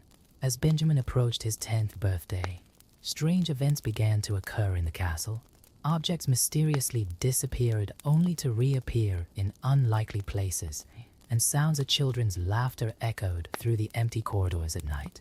Clara felt a squeeze in her heart every time something unusual happened, fearing that Rumpelstiltskin hadn't really given up on his son. One afternoon, while Benjamin was playing in the castle gardens, a golden ball came rolling to his feet. The prince, enchanted by the shiny toy, followed it to a more secluded part of the garden, where bushes formed a natural labyrinth. Clara, who was watching from her bedroom window, felt a shiver run down her spine as she saw her son disappear among the vegetation. Running desperately through the gardens, Clara called out for Benjamin. Servants and guards soon joined the search, but the prince seemed to have disappeared completely. It was then that Clara noticed a familiar glow coming from inside the labyrinth. It was the same greenish hue as the flames described by Peter years ago. Following her maternal instinct, Clara entered the labyrinth, ignoring the guard's warnings. As she advanced, the air around her seemed to become denser, and strange sounds echoed between the green walls. Whispering voices seemed to call out to her, some as sweet as honey, others as harsh as gravel. After what seemed like an eternity navigating the winding paths, Clara arrived at a circular clearing in the center of the labyrinth. There, Benjamin was sitting on a stone bench, chatting animatedly with a figure she would never forget. But something was different. The elf no longer looked threatening or malicious. Instead, his eyes shone with an ancient sadness. "Nang," Benjamin exclaimed when he saw her, without showing any fear. This gentleman was telling me incredible stories about magic and transformations.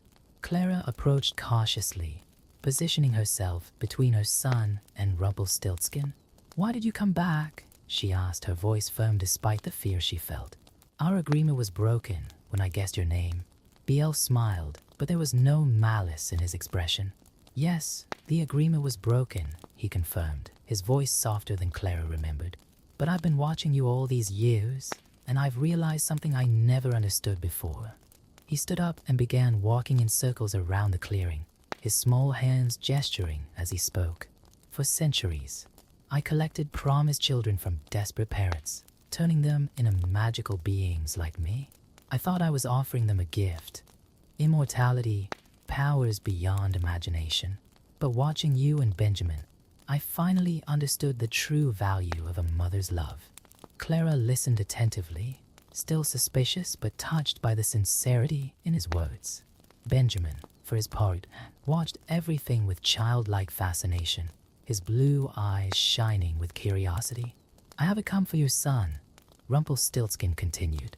I've come to ask forgiveness and offer a gift, not of gold or magic, but of knowledge.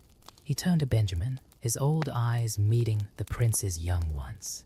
Your mother taught me that some things are more precious than all the gold in the world. Out of nowhere, the elf conjured up a small leather-bound book, its golden pages glinting in the sunlight that filtered through the foliage. This book contains stories of all the children I've transformed over the centuries. Some sad, some happy, all true. Keep it as a reminder that a mother's love is the most powerful magic there is. Benjamin took the book reverently, his small fingers caressing the old cover. Clara, although still apprehensive, sensed that something fundamental had changed in the elf. His transformation was not physical, but something deeper, more significant. And now, said Rumpelstiltskin, his form beginning to glow softly, I must leave. There are other agreements I must undo, other wrongs to right. He bowed deeply to Clara. You taught me that true magic lies not in turning straw into gold, but in turning fear into love. Before Clara could reply, the elf disappeared in a swirl of colored lights, leaving only the sound of his characteristic laugh echoing in the air. But this time, it was a joyful laugh, free of the malice that had characterized it before. Back at the castle, Clara and Benjamin found King Augustus in a state of agitation, surrounded by worried guards and advisors. When he saw his wife and son returning safely, his face lit up with relief. Benjamin, still holding the mysterious book, ran to embrace his father and immediately began to tell him about his encounter with the magical elf. That night, after Benjamin had fallen asleep, Clara and Augusto examined the book together in their bedroom. The pages revealed extraordinary stories of children from all times and places, some dating back centuries. Each narrative contained not only an account of what had happened to the children, but also the circumstances that had led their parents to make deals with Rumpelstiltskin. It's amazing how desperation can lead people to make such terrible promises, murmured Augustus, his voice laden with guilt as he recalled how his own greed had almost cost his son his life. Clara ran her fingers over a particularly touching illustration of a girl transformed into a forest creature.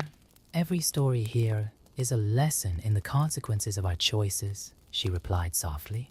Over the next few days, Benjamin became obsessed with the book, spending hours immersed in its stories. Clara noticed that her son was beginning to show a wisdom beyond his years, often making insightful observations about people's motivations and the value of family love. One morning, while walking through the castle gardens, Clara found a small golden sprout growing exactly where Rumpelstiltskin had disappeared. As the days passed, the sprout developed into a unique plant with leaves that looked like they were woven from pure gold, but were soft and alive to the touch. News of the golden plant spread quickly throughout the kingdom, and soon people were making pilgrimages to the castle to see it. Clara, remembering the lesson she had learned about greed, decided to turn the space into a public garden where everyone could contemplate the beauty of the magical plant and learn about its history. Benjamin, inspired by the stories in the book and the elf's transformation, began to organize weekly meetings in the garden, where children from the kingdom would gather to listen to the stories in the mysterious book. Clara watched with pride as her son developed a natural gift for storytelling, his young voice bringing to life the ancient tales of magic and redemption. One day, while Benjamin was leading one of his storytelling sessions, a little girl from the audience raised her hand. Prince Benjamin, she asked shyly, what happened to all those children that the goblin transformed? Benjamin smiled, flipping through the pages of the book until he reached the end, where new words had magically begun to appear over the last few months. The book tells us that Rumpelstiltskin is traveling the world, meeting each of the children he transformed and offering them the choice to return to their human form. Clara, who was watching the scene from afar, noticed a movement in the shadows of the trees. For a brief moment, she thought she saw a pair of sparkling eyes and a familiar smile, but when she blinked, the vision had disappeared. As the years passed, the kingdom prospered not only in material wealth, but in wisdom and compassion. Clara established a tradition. Every year, on the day she had guessed the elf's name, the castle opened its doors for a great celebration where stories were shared and promises renewed to value love above any material treasure. Benjamin grew up to become not just a prince, but a keeper of stories. The mysterious book continued to fill with new tales, now not just of magical transformations, but of transformations of the heart. Some people swore they had seen a small, peculiar-looking man visiting the Golden Garden on full moon nights, but he never appeared directly to Clara or her family again. On the eve of Benjamin's 16th birthday, Clara found a small package in his room.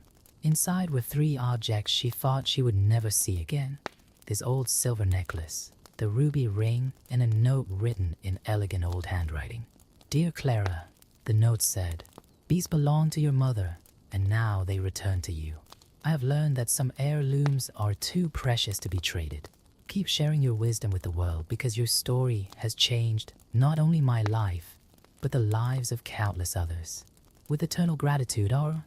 Clara placed the necklace and ring in a small glass box, which was displayed in the Golden Garden along with the storybook, which magically duplicated itself whenever someone needed it. The place became known as the Garden of Promises, a place where people came not just to admire the beauty of the golden plant, but to remember that true love and honesty are the greatest riches one can possess. And so, what began as a lie born of a drunken father's vanity became a story of redemption, love, and the most powerful of magics, the capacity of the human heart to change and grow.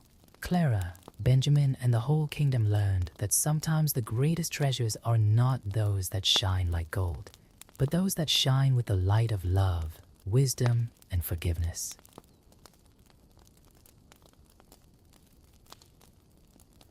In a kingdom not so far away, where the flowers seemed to dance in the wind and the birds sang melodies that made even the most serious people smile, lived Princess Aurora.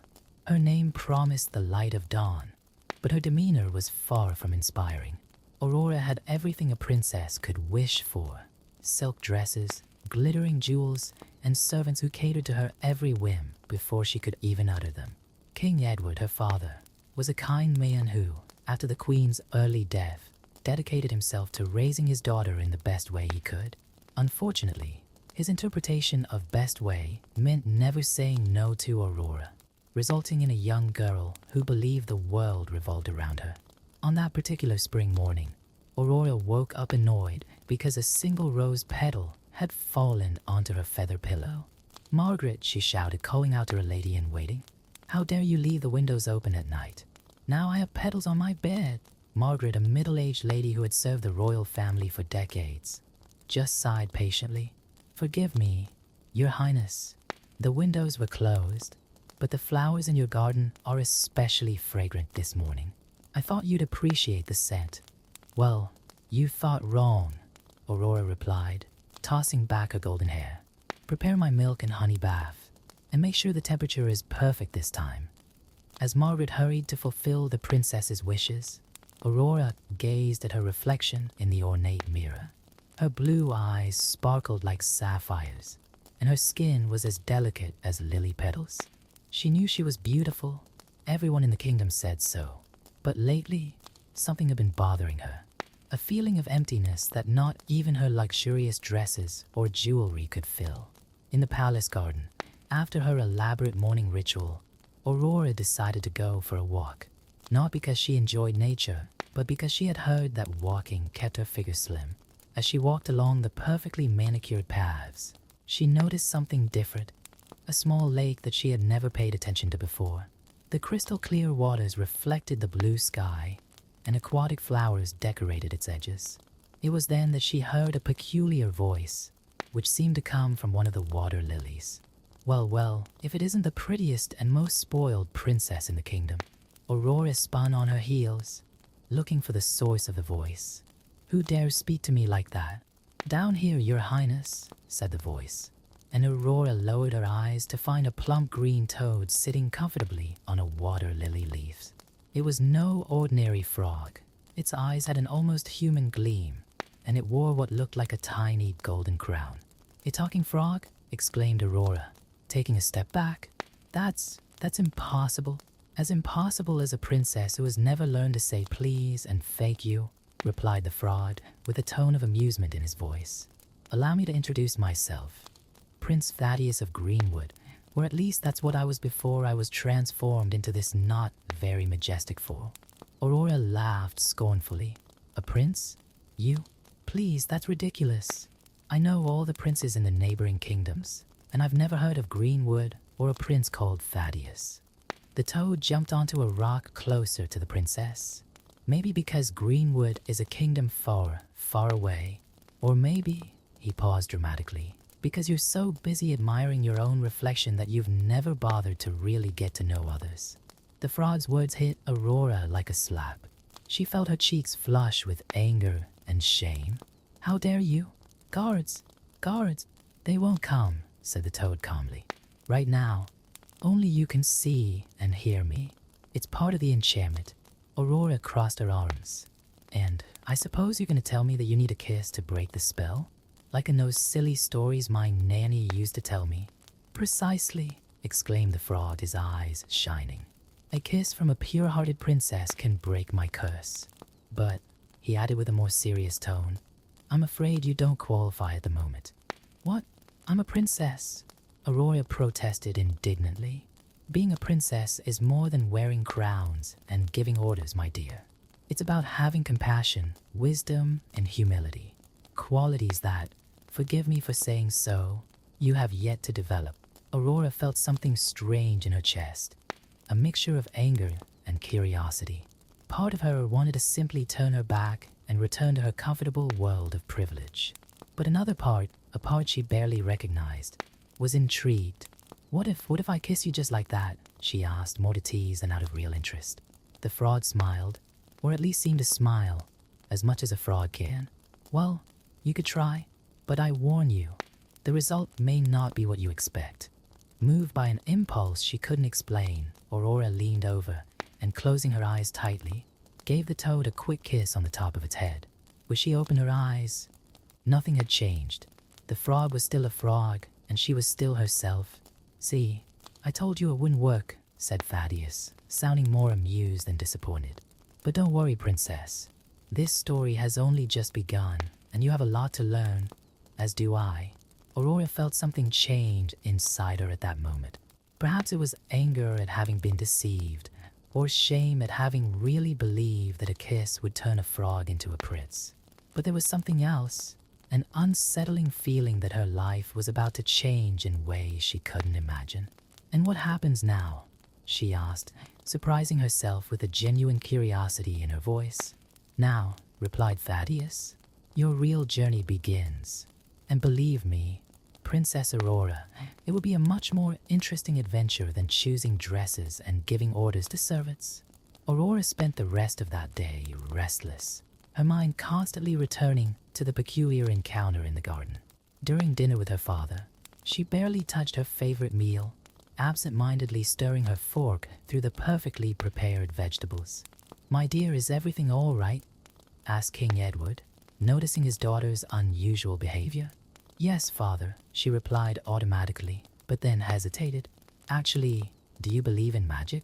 The king smiled gently, his eyes shining with a wisdom that Aurora rarely noticed.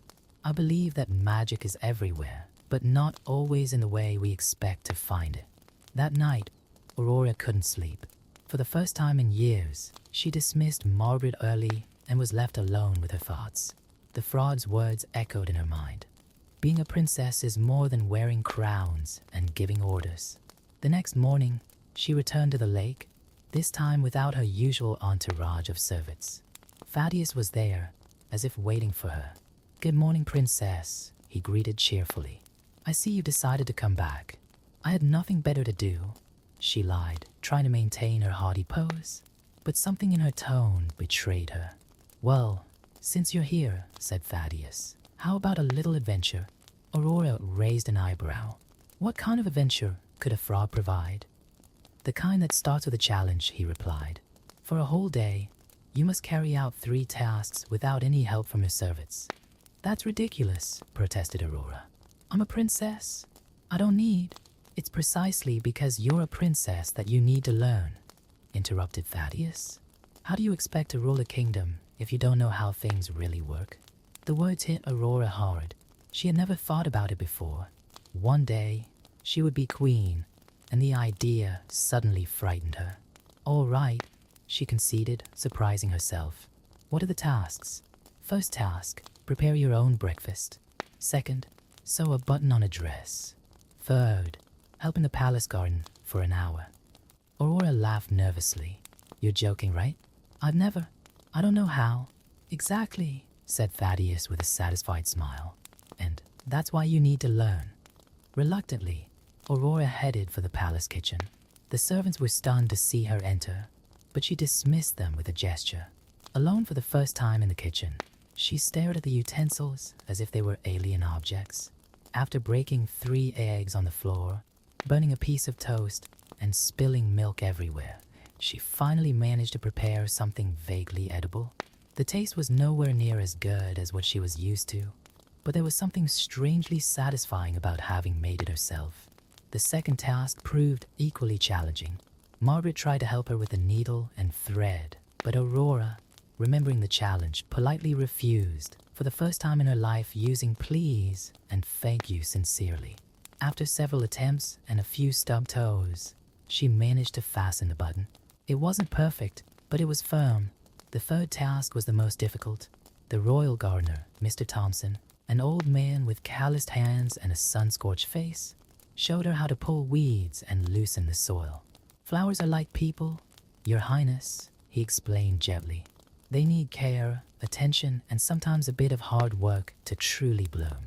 By the end of the day, Aurora was exhausted, dirty, and disheveled, a sight that would have horrified her just a day earlier. She returned to the lake, where Thaddeus was waiting for her. I did it, she announced, dropping to the soft grass. I did everything you asked. And what have you learned? Asked the frog. Aurora was silent for a moment, reflecting. I learned that things are harder than they seem, and that the people who do these tasks every day deserve more respect than I used to give them. Excellent start, Thaddeus approved. But this is only the beginning of your journey. Are there more tasks? She asked, part apprehensive, part curious. Oh yes, he replied with a twinkle in his eye. A lot more. But first, tell me, how do you feel now? Aurora looked down at her hands, slightly calloused from working in the garden. Different, tired but satisfied somehow, as if I'd really achieved something today. You have, confirmed Thaddeus. You took an important first step towards becoming not just a better princess, but a better person. That night, as she prepared for bed, Aurora looked at her reflection in the mirror. Her face was slightly flushed from the sun, and there was a different sparkle in her eyes. For the first time, she saw beyond her outer beauty and began to question who she really was on the inside. Before falling asleep, she did something she had never done before. She thanked Margaret for all her years of dedicated service. Her lady-in-waiting's surprised and touched smile made Aurora realize that perhaps there really was magic in the world. Not the magic of fairy tales, but something deeper and more meaningful. And as sleep enveloped her, she wondered what other lessons the peculiar frog prince had to teach her. The next morning, Aurora woke up with a new perspective. Instead of shouting for Margaret, she opened her bedroom curtains herself, letting the golden sunlight in. Thaddeus' words about her journey were still echoing in her mind when she decided to return to the lake. "Ah, you're back," exclaimed the frog, jumping happily over the water lilies. "And I see you're not wearing your usual jewelry today. I'd would unconscious fit touch tied about a night. I thought they might get in the way, depending on what you planned for today." "Very perceptive," replied Thaddeus with a toad-esque smile. "Today we're going to work on something even more important than practical tasks. We're going to exercise your heart." "My heart?" asked Aurora, confused. "What's wrong with it?" "Nothing's wrong, it's just dormant, like a seed that needs water and sun to sprout," explained Thaddeus. "Today you'll be visiting 3 people in the kingdom who need help." Aurora frowned. "But we have advisors for that. They look after the needs of the people." "Exactly the kind of thinking we need to change," replied Thaddeus. "A true leader knows her people personally. Come, I'll guide you." So began an unusual journey, a princess following a leaping frog along the paths of the kingdom. People looked on curiously, but Aurora was too determined to care about the whispers. The first stop was the house of an old woman who lived alone on the outskirts of the castle. Her small hut had a roof that was in urgent need of repair. Lady Maria introduced Thaddeus, one of the best weavers in the kingdom. Before her eyesight began to fail, Aurora observed the lady, who was trying to repair a loom with trembling hands. Without thinking twice, she approached and asked if she could help. "Princess," the lady's eyes widened. "What are you doing in my humble home?" I've come to see how I can help," Aurora replied, surprised at her own sincerity. Over the next 2 hours, Aurora learned about weaving, heard stories about what the kingdom was like when her mother was still alive, and promised to send someone to fix the roof. A promise that, for the first time, she really intended to keep. The second visit was to a family with 5 children. The father had been injured working in the fields and couldn't provide for them temporarily. The children, although hungry, smiled and played. "How can they be happy with so little?" whispered Aurora to Thaddeus. "Because they have each other," he replied simply. "Sometimes the greatest wealth isn't in the kingdom's coffers." Aurora spent the afternoon helping her mother prepare soup with the few ingredients available. Her culinary skills were still precarious, but the children applauded her efforts as if it were the finest royal banquet. The last visit was to the kingdom's orphanage. Aurora had always known of its existence, but had never been interested in getting to know it. As she entered, her heart squeezed at the sight of so many children without families. "Don't they have anyone?" she asked Thaddeus, her voice breaking. "They have each other, and now they have you too if you choose." A small girl approached Aurora, offering a wildflower. "It's for you, princess. You're even more beautiful than they say." Aurora felt tears welling up in her eyes.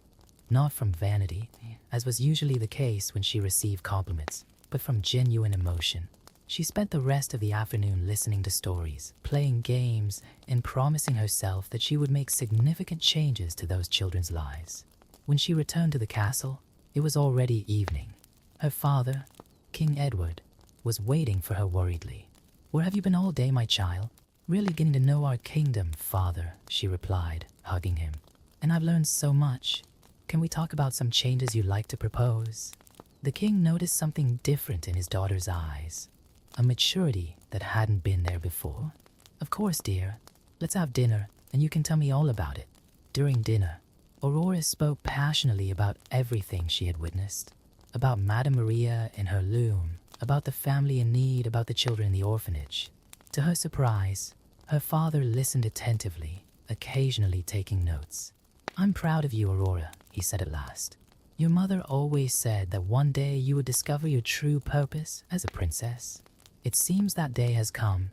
Later, by the lake, Aurora shared with Thaddeus the results of her conversation with the king. "He's agreed to set up a special fund to help families in need," she said excitedly. "And we're going to renovate the orphanage. Eh?" "Easy, easy," laughed Thaddeus. "Rome wasn't built in a day. The important thing is that you're beginning to see beyond your own reflection." Aurora gazed at the lake water, watching her reflection ripple gently. "You know, Thaddeus, I'm beginning to understand why the kiss didn't work that first day. I wasn't the princess I needed to be." "And now," he asked. Now I know I still have a lot to learn, but I want to learn. I want to be better." The frog nodded in satisfaction. "That's exactly the kind of magic we were looking for.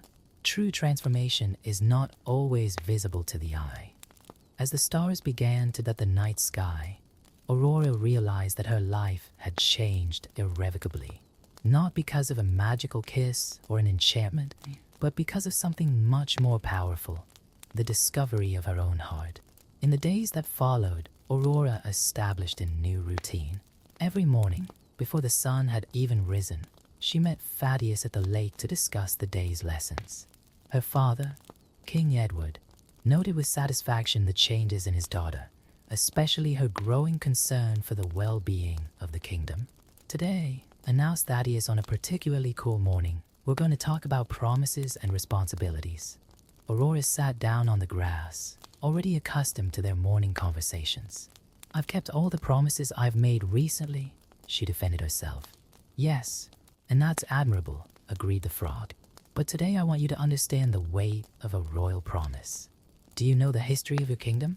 Aurora hesitated.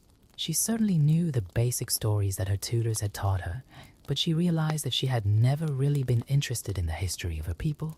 Perhaps not as well as I should, she admitted. Then today you'll find out. Go to the royal library and look through the ancient records of the kingdom. There's one story in particular that you need to know. In the library, Aurora found Margaret organizing some books. Her lady-in-waiting smiled as she entered. A genuine smile, no longer the cautious one she used to give. Margaret, Aurora called out. How well do you know the history of the kingdom? Oh yes, your highness. My family has served the crown for generations. What specific history are you looking for? Actually, I don't know exactly, Aurora confessed. But something tells me I'll know when I find it. They spent the morning among ancient scrolls and books. Aurora discovered that, unlike what she had imagined, reading wasn't tedious when you were genuinely interested. It was then that she came across a particular record that caught her eye. Margaret, look at this, she exclaimed. 100 years ago, there was a great drought in the kingdom. The people were starving and desperate. Ah yes, nodded Margaret. The Great Drought. That's when your great-great-grandmother, Queen Eleanor, took the Great Oath. Aurora read eagerly. Queen Eleanor had promised the people that as long as there was food in the castle, no citizen of the kingdom would go hungry. She turned part of the royal gardens into community gardens and set up a food distribution system that still worked today, although Aurora had never paid any attention to it. That's why we have the royal barns, exclaimed Aurora, connecting the dots. And the harvest festivals. Exactly, smiled Margaret. Every monarch since has renewed that oath. It's one of the kingdom's most important traditions. Aurora read on, discovering other promises made by her ancestors. Commitments to education, health protection. Each promise had changed the kingdom in some way, creating the structure she had always taken for granted. She returned to the lake with her head full of thoughts. Thaddeus was waiting patiently. So, he said, what have you discovered? I discovered that being royalty is not about privileges, but about responsibilities, she replied. Every promise made by my ancestors has shaped the kingdom in some way. And that makes you think about your own promises? Aurora reflected on the promises she had made recently. To help Lady Mary, to support the family in need, to improve the orphanage. Yes, each promise is like planting a seed. It needs to be carefully cultivated.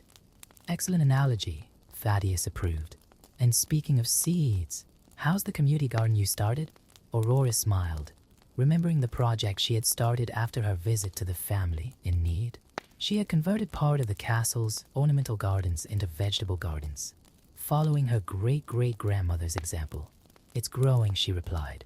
The children from the orphanage come to help every afternoon. It's amazing to see how proud they are when something they've planted starts to sprout. And you? Do you feel proud?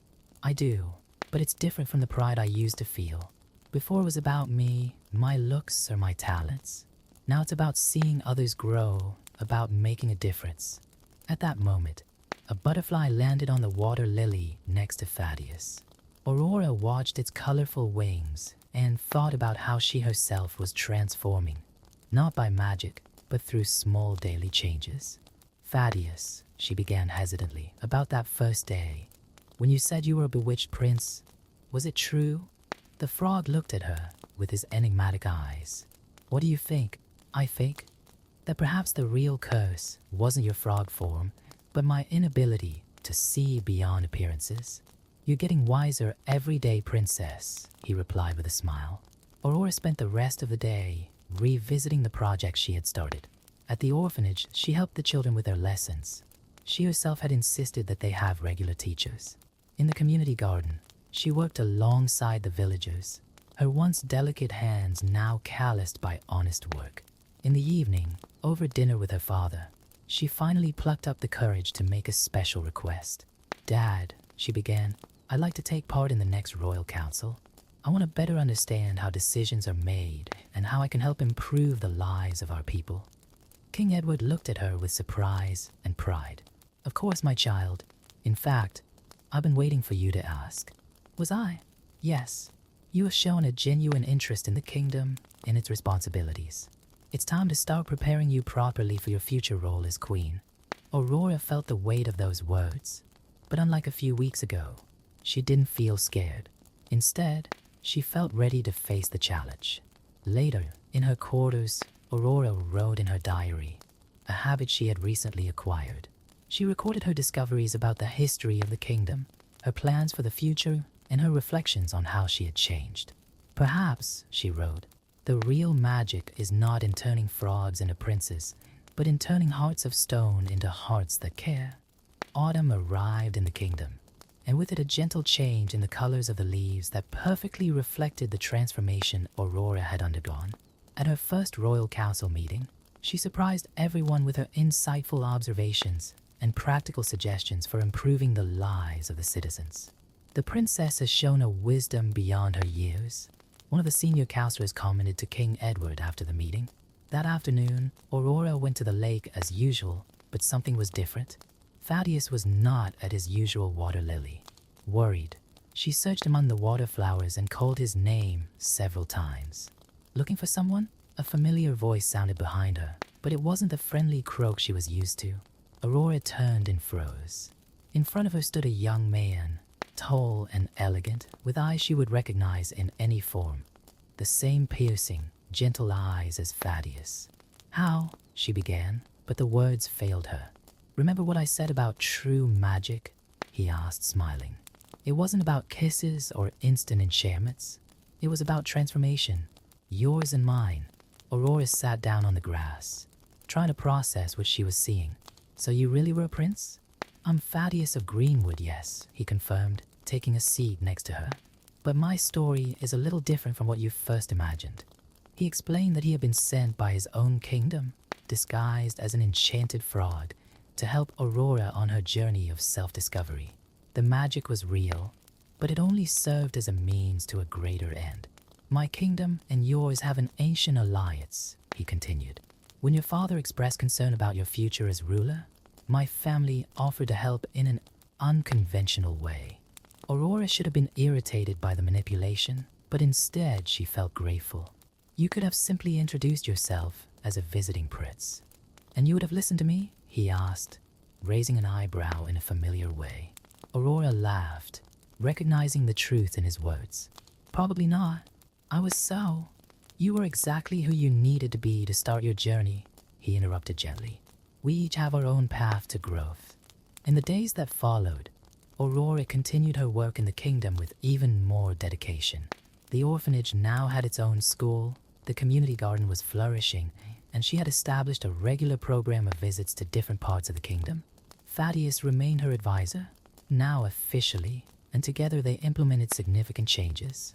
The pampered princess who had once complained about petals on her pillow now spent her days working tirelessly for the well-being of her people. One afternoon, while supervising the construction of a new wing at the orphanage, Thaddeus noticed Aurora watching the children play. "What are you thinking about?" he asked. "About how true nobility has nothing to do with titles or crowns," she replied. "It's in what we do for others, in the promises we keep, in the love we share." "You've really learned your lessons," he smiled. "I had an excellent teacher," she replied, returning his smile, even if he was a frog for a while. King Edward watched the changes in his daughter with growing pride. The kingdom prospered under her ever-increasing influence, and the people loved her not for her outward beauty, but for her kindness and dedication. One starry night, Aurora and Thaddeus walked through the palace gardens, now very different from the purely ornamental beds of before. Flowers and vegetables grew side by side, symbolizing the union between beauty and utility that Aurora had learned to value. "You know," she said, stopping near the pond where it all began, "I think I've finally understood the true meaning of that kiss story." "And what would that be?" he asked, curious. "It wasn't about changing someone into something else. It was about seeing the true essence of each person, about looking beyond appearances and finding the beauty within."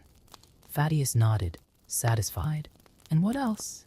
"That sometimes we need to lose ourselves to find ourselves. That true royalty is not in blood or title, but in actions and heart." The kingdom continued to prosper under the shared leadership of Aurora and Thaddeus, who eventually married, not out of convenience or political arrangement, but but out of a love born of mutual respect and true understanding. And so the story that began with a kiss that wasn't magical ended with the most powerful magic of all, the transformation of a heart through love, compassion, and wisdom. The lake where it all began became a special place in the kingdom, where people went to reflect and find inspiration. And if anyone paid close attention, they might hear the distant croaking of a frog, reminding everyone that true magic lies not in instant transformations, but in the gradual changes we make to our lives and the hearts we touch along the way. The paper princess who once existed was now just a distant memory, replaced by a wise and compassionate leader who understood that true nobility comes not from birth, but from the choices we make every day. And so our story ends, not with an instant happily ever after, but with the ongoing promise of growth, love, and transformation, the most powerful magic of all.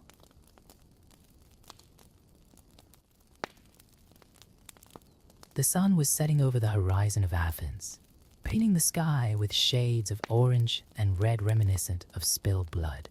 Theseus, son of the Aegean king, watched from the palace balcony as young people wept in the embrace of their families. It was time for the terrible tribute that Athens owed Crete.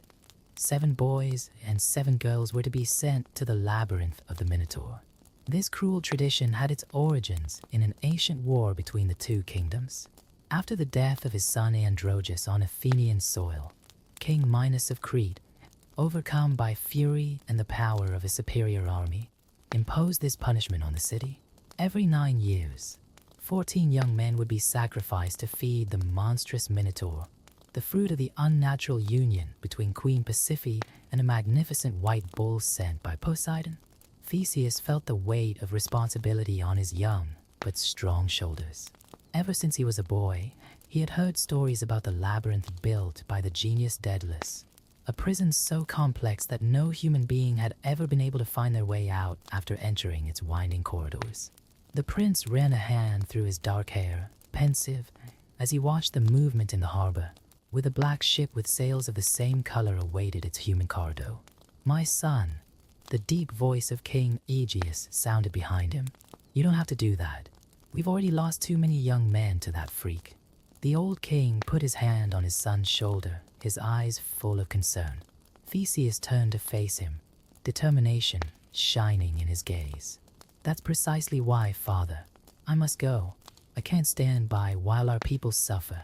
I am the Prince of Athens, and it is my duty to protect our citizens." His voice was firm but gentle. "Besides, I've been trained by the best warriors. If anyone stands a chance against the Minotaur, it's me." The king sighed heavily, knowing he wouldn't be able to dissuade his stubborn son. "Then take this," he said, removing a ruby ring from his finger, "so that you remember your home and your duty to return." The next morning, the port was packed. Families said goodbye. Mothers hugged their children as if their lives depended on it, and fathers tried to keep their composure while silent tears streamed down their wrinkled cheeks. Theseus voluntarily came forward as one of the 7 boys, causing a stir among the people watching. The ship set sail under a cloudy sky, as if the gods themselves shared in the Athenian morning. During the voyage, Theseus met his companions in misfortune. There was Callias, a young scribe who kept scribbling on a small piece of parchment as if he wanted to record every moment of his last days. Helen, a golden-haired girl who sang sad psalms to calm the others. Pericles, a strong young man who had been drawn despite the protests of his pregnant fiancée. As they approached Crete, the fear in young men's eyes grew. Some prayed to the gods, others simply remained silent, gazing at the horizon as if searching for answers in the waves of the sea. Theseus spent his time planning, observing and mentally preparing himself for what was to come. After 3 days of travel, Crete appeared on the horizon like a sleeping giant over the sea. The palace of Knossos, the seat of power of King Minos, was an imposing construction that seemed to defy the mountains themselves. Its multiple floors and terraces rose towards the sky, and its walls were decorated with colorful frescoes that told stories of glory and power. When the ship docked, Cretan guards escorted them through the harbor to the palace. It was then that Theseus saw her for the first time. Ariadne, the princess of Crete, was watching the Athenians arrive from one of the palace balconies. Their eyes met for a brief moment, and something inexplicable passed between them, an instant connection that made the prince's heart race.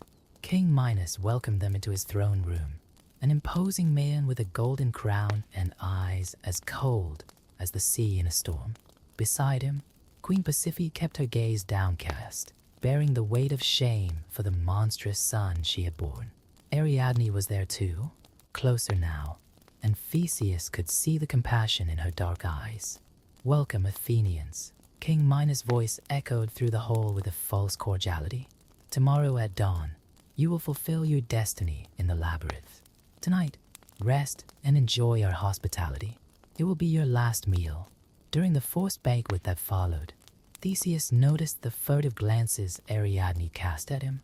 The princess seemed restless, as if she wanted to say something, but the dozens of watchful eyes of the guards and courtiers made any communication impossible. That night, in his temporary quarters, Theseus couldn't sleep.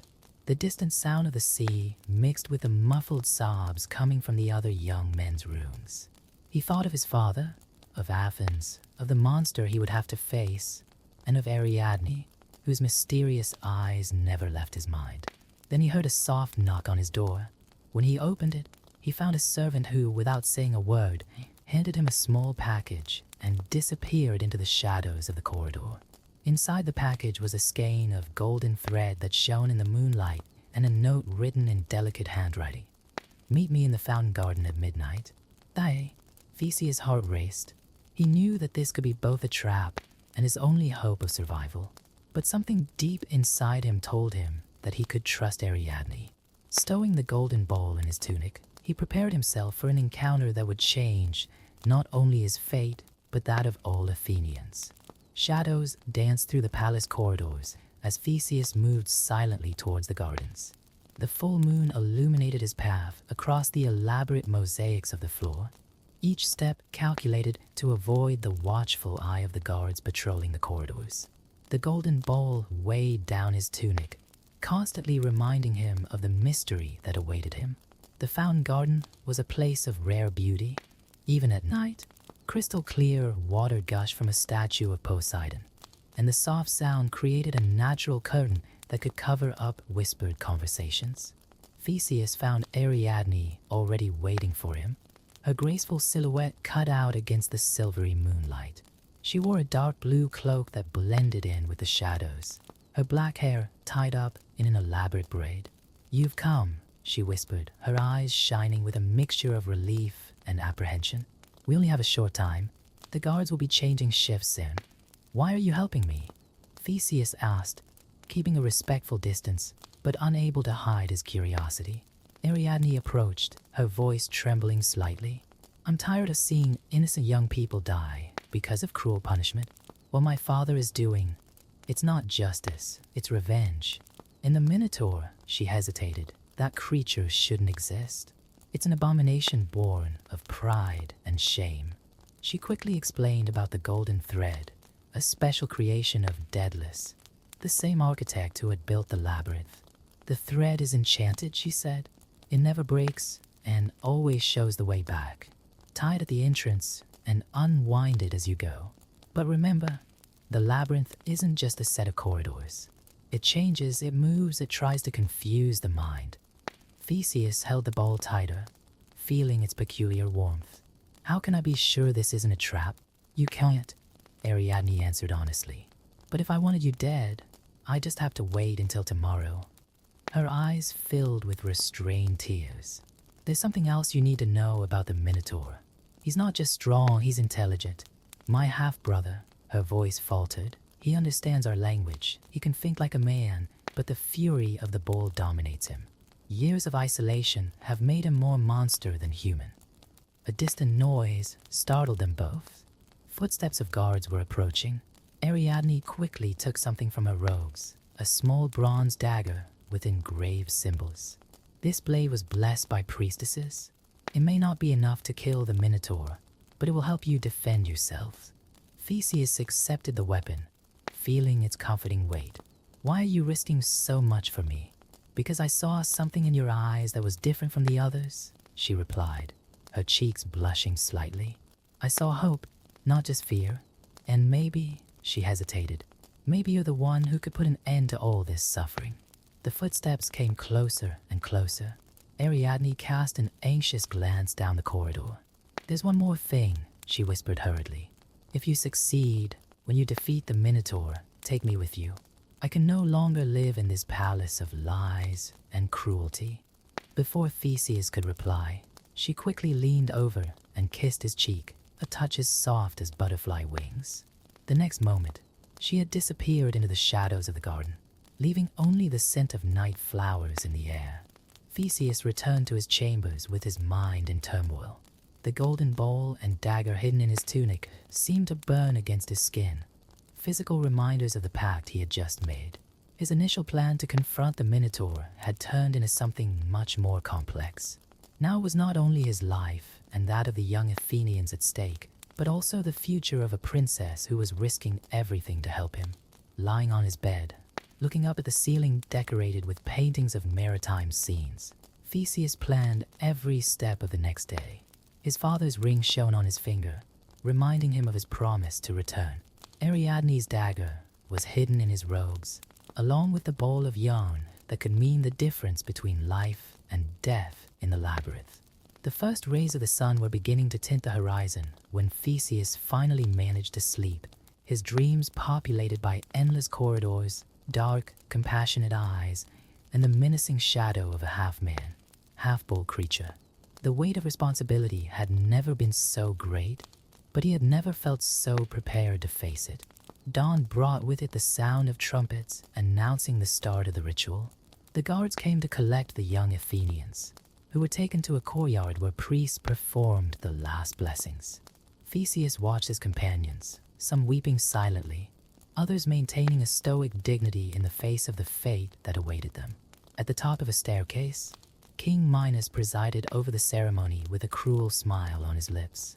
Beside him, Ariadne kept her face impassive, but her eyes met those of Theseus for a brief moment, conveying a silent message of hope and determination.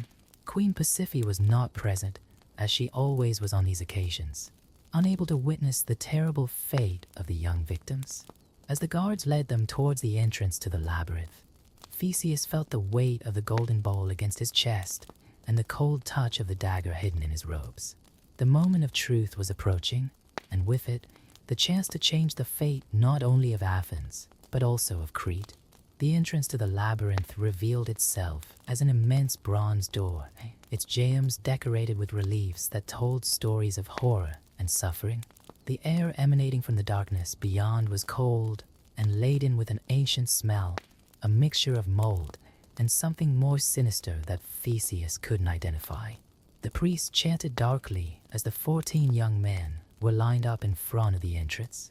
Theseus noticed that his hands were trembling slightly as he discreetly tied the end of the golden thread to a small iron ring near the entrance. He made sure the knot was tight, remembering Ariadne's words about the enchantment of the thread. "May the gods have mercy on their souls," declared the high priest, his voice echoing through the stone courtyard. At his signal, the guards began to push the young men into the labyrinth. Theseus entered last, taking one last look at the open sky. He saw Ariadne on the balcony, her tiny figure against the grandeur of the palace. She put her hand to her chest in a gesture that only he would understand, where the dagger was hidden in her own clothes.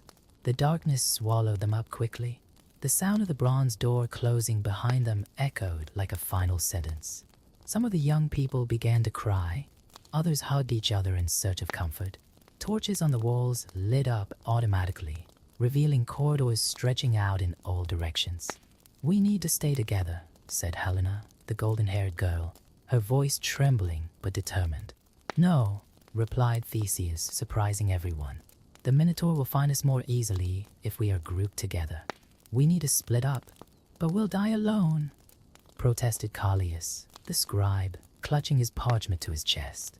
Theseus looked at each of them. "Listen up. I have a plan. When I find the Minotaur, I'm going to fight him. You need to hide, seek shelter in niches and side passages. If you hear me, he hesitated. If you hear me shouting, run in the opposite direction. Pericles, the young groom, stepped forward. I won't let you fight alone. You must, insisted Theseus. Your fiancé is expecting a son. If I fail, you'll have to find another way. Reluctantly, the group began to split up. Theseus watched as they disappeared into different corridors, their footsteps echoing further and further away. Alone now, he began his own journey, carefully unwinding the golden thread. The labyrinth was a masterpiece of engineering and evil. Corridors ended abruptly in smooth walls. Stairs led to impossible places, and some passages seemed to change direction as they were traversed. Theseus kept an eye out for the signs Ariadne had mentioned, small marks on the walls that indicated the proximity of the labyrinth's center. Time lost its meaning in the bowels of the labyrinth. Minutes could be hours, and hours could be days. The only certainty was the golden thread that glowed softly, marking the path taken. From time to time, Theseus heard distant cries. Echoes of voices that could be his companions were just tricks of the labyrinth. The first real sign that he was approaching the center came in the form of marks on the walls, deep scratches made by powerful claws or horns. Occasional bones lay in the corners, some still with scraps of fabric stuck to them. Theseus pressed the dagger into his tunic, feeling his heart race. Then he heard it, a deep, reverberating sound, half roar, half human groan. The ground shook slightly beneath his feet. Theseus pressed himself against a wall, controlling his breathing. The sound was closer now, accompanied by heavy footsteps that made the torches flicker. I can smell you, Athenian. A guttural voice echoed through the corridors, startling Theseus with its clarity. Ariadne was right. The Minotaur could speak. Your fear is sweet, like all the others before you. Theseus closed his eyes for a moment, centering himself. He remembered his training, the fights he had won, Ariadne's look of hope. When he opened them again, he was ready. I'm not afraid of you, Ariadne's brother, he answered aloud, surprising himself with the firmness of his words. I'm Sode. A roar of fury shook the walls. The footsteps became faster, more determined. Theseus gripped the dagger tightly, his body as tense as a bowstring. The moment that would change the fate of two cities was at hand. A monstrous shadow appeared on the opposite wall, cast by the light of the torches. The creature moved with surprising grace for its size. Theseus could hear its heavy breathing, feel the heat emanating from its massive body. Pity! The Minotaur's voice was closer, laden with bitterness. You know nothing about me, Prince of Athens. About loneliness, about being a prisoner in your own home, about being feared by your own mother. Theseus felt an unexpected pang of compassion. For a moment, he saw the situation through the creature's eyes. Born of a forbidden love, condemned to live in the shadows, fed human flesh by a father who despised him. But there was no time for philosophizing. The Minotaur appeared around the bend in the corridor, its imposing figure blocking the entire passage. It was even more impressive than the stories described, taller than two men, rippling muscles covered in dark fur, long horns as sharp as swords. Its eyes, however, were disturbingly human, shining with intelligence and fury. Then let's get this over with, said the Minotaur, lowering his head in an attacking position. Show me if your feather is worth anything when you're being dismembered. The ensuing battle would echo through the corridors of the labyrinth, a struggle not just between man and beast, but between fate and free will, between the curse of the past and the hope of the future. The golden thread glowed softly on the floor, a silent witness to the clash that was about to begin. The confrontation exploded in quick, precise movements. The Minotaur charged at Theseus, who dodged at the last moment, feeling the displacement of air caused by the sharp horns passing inches from his body. The narrow corridor limited the creature's movements, giving the prince a slight advantage. Nimble as a mouse, roared the Minotaur, turning with surprising speed. But everyone tires eventually. Theseus kept his distance, studying his opponent's movements. Years of combat training had taught him the importance of patience. The bronze dagger pulsed in his hand, as if responding to the creature's presence. "Why do you continue to serve Minos?" asked Theseus, dodging another attack. "He keeps you prisoner, uses you as an instrument of terror." A bitter laugh echoed off the walls. "And where would I go? Look at me. The outside world would hunt me down like an animal." The Minotaur attacked again, this time managing to tear off a piece of Theseus' tunic with its claws. The fight took them deeper into the labyrinth, through narrower and narrower corridors. The golden thread snaked behind them, glowing softly. In a moment of distraction, Theseus tripped over an ancient bone, momentarily losing his balance. The Minotaur seized the opportunity, its huge claw closing around the prince's arm. The pain was immediate and intense. Theseus felt himself being lifted off the ground as if he weighed nothing. "Your fine words cannot change what I am," roared the Minotaur, bringing his face close to the prince's. His breath was hot and charged. His breath was hot and carried the metallic smell of blood. With a desperate move, Theseus drove his dagger into the creature's shoulder. The enchanted bronze penetrated the flesh with surprising ease, causing the Minotaur to cry out in pain and let go. The prince fell heavily, rolling away as his opponent struggled. "Damn it!" thundered the Minotaur, pulling out the dagger and throwing it away. Black blood oozed from the wound. The smell, "This metal has been blessed by priestesses." Her eyes narrowed with understanding. "Ariadne, my own sister betrayed me. She wants to end this cycle of death," replied Theseus, frantically searching for a makeshift weapon. His fingers found a long, sturdy bone. "It's not betrayal to want justice." "Justice?" The Minotaur's laugh was full of bitterness. "Where was justice when I was locked up here as a child? When my own mother couldn't look me in the eye?" The fight resumed with renewed intensity. Theseus used his agility to compensate for his opponent's brute strength, looking for an opening. The bone in his hands broke when he parried a particularly strong blow, but it served to deflect the deadly horns. In the midst of the fight, distant shouts echoed through the corridors. The other young Athenians, probably discovered by the guards who occasionally patrolled the labyrinth. The Minotaur smiled, revealing sharp teeth. "Looks like your friends have run into trouble," he teased. "Maybe you should have stayed with them instead of trying to take me on." Theseus knew he had to end this quickly. His companions needed him, and every moment of fighting diminished his chances of survival. He observed his surroundings, noticing a torch that cast dancing shadows on the walls. With one swift movement, he snatched the torch from its holder and brandished it at the Minotaur. The creature recoiled instinctively, even though it was partially human. The ancestral fear of fire was present in its taurine nature. "You don't have to die," said Theseus, stepping forward with the torch. "We can find another way." For a moment, something akin to hope shone in the creature's eyes, but it was soon replaced by anger. "There is no other way for me. This labyrinth is my prison in my kingdom, and here you will meet your end." The Minotaur charged with all his might, ignoring the torch. Theseus waited until the last moment before throwing himself to the side, using the monster's own strength against him. The horns dug deep into the stone wall, momentarily trapping the creature. At that crucial moment, Theseus saw his dagger lying a few paces away. He rolled towards the weapon, grabbing it as the Minotaur broke free with a roar of fury. The creature turned around, blood dripping from its damaged horns, its eyes now completely dominated by bestial fury. "You're fast, Prince," it growled, "but you're getting tired. I can feel your heart racing, your fear sweating." "It's not fear," replied Theseus, wielding his dagger. "It's determination." The narrow corridor echoed with the sounds of battle, metal against claw, flesh against stone, roars and cries of exertion. The golden thread shone ever more brightly, as if responding to the violence of the confrontation.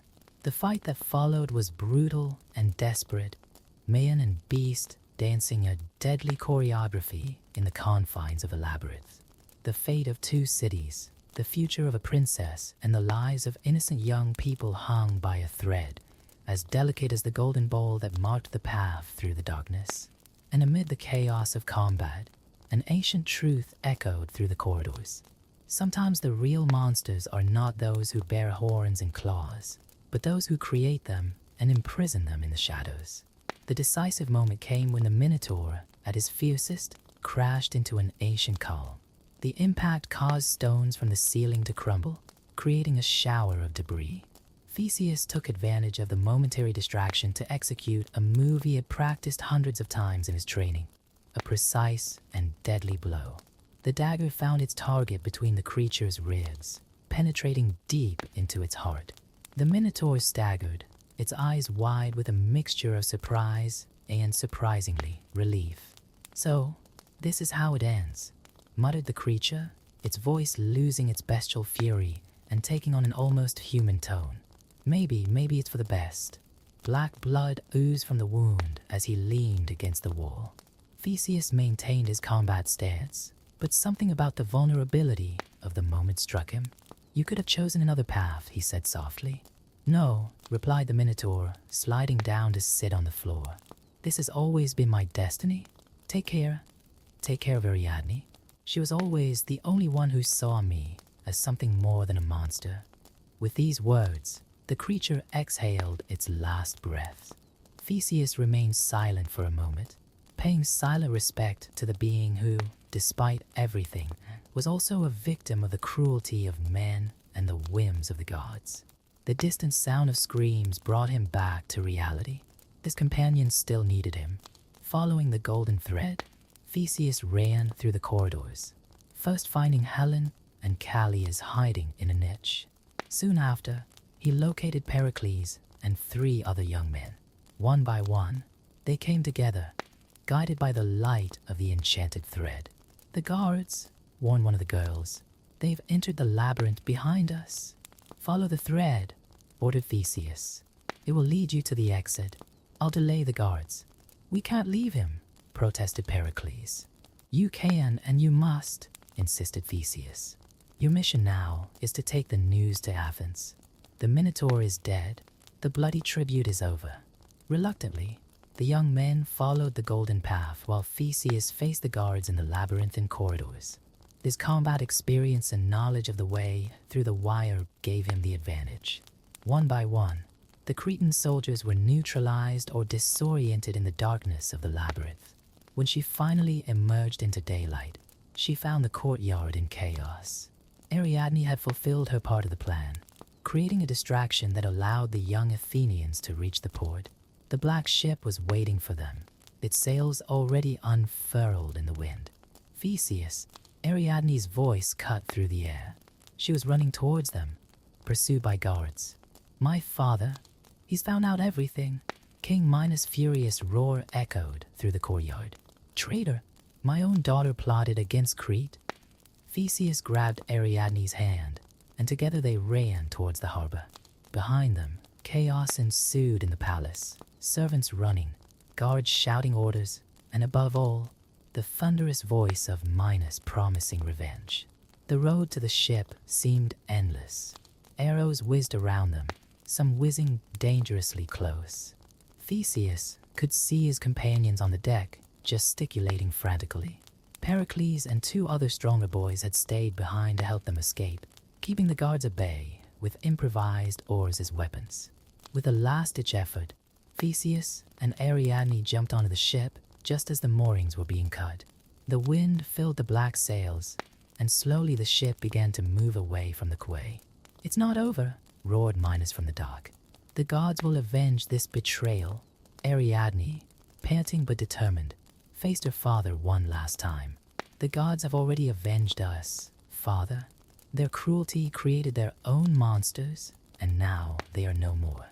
As Crete receded into the horizon, Theseus watched the young Athenians.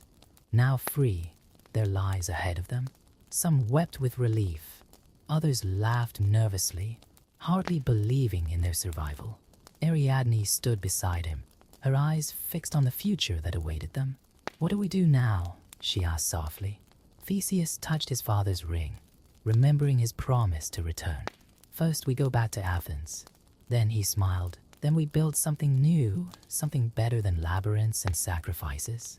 The sun was beginning to set, painting the sky with the same colors that Theseus had seen on his last night in Athens. But now these colors didn't resemble blood. They resembled possibilities, new beginnings, the promise of a future where monsters no longer had to be created or imprisoned. The golden ball, still attached to his tunic, shone with the last rays of the sun, as if approving of the direction their lives were taking. On the horizon, Athens awaited them, and with it, the chance to tell a different story, not just one of heroism and monsters, but of compassion, change, and redemption. As the ship cut through the waters of the Aegean Sea, Theseus knew that there were still battles to come. Minos would not rest easy, and the gods were known for their capriciousness.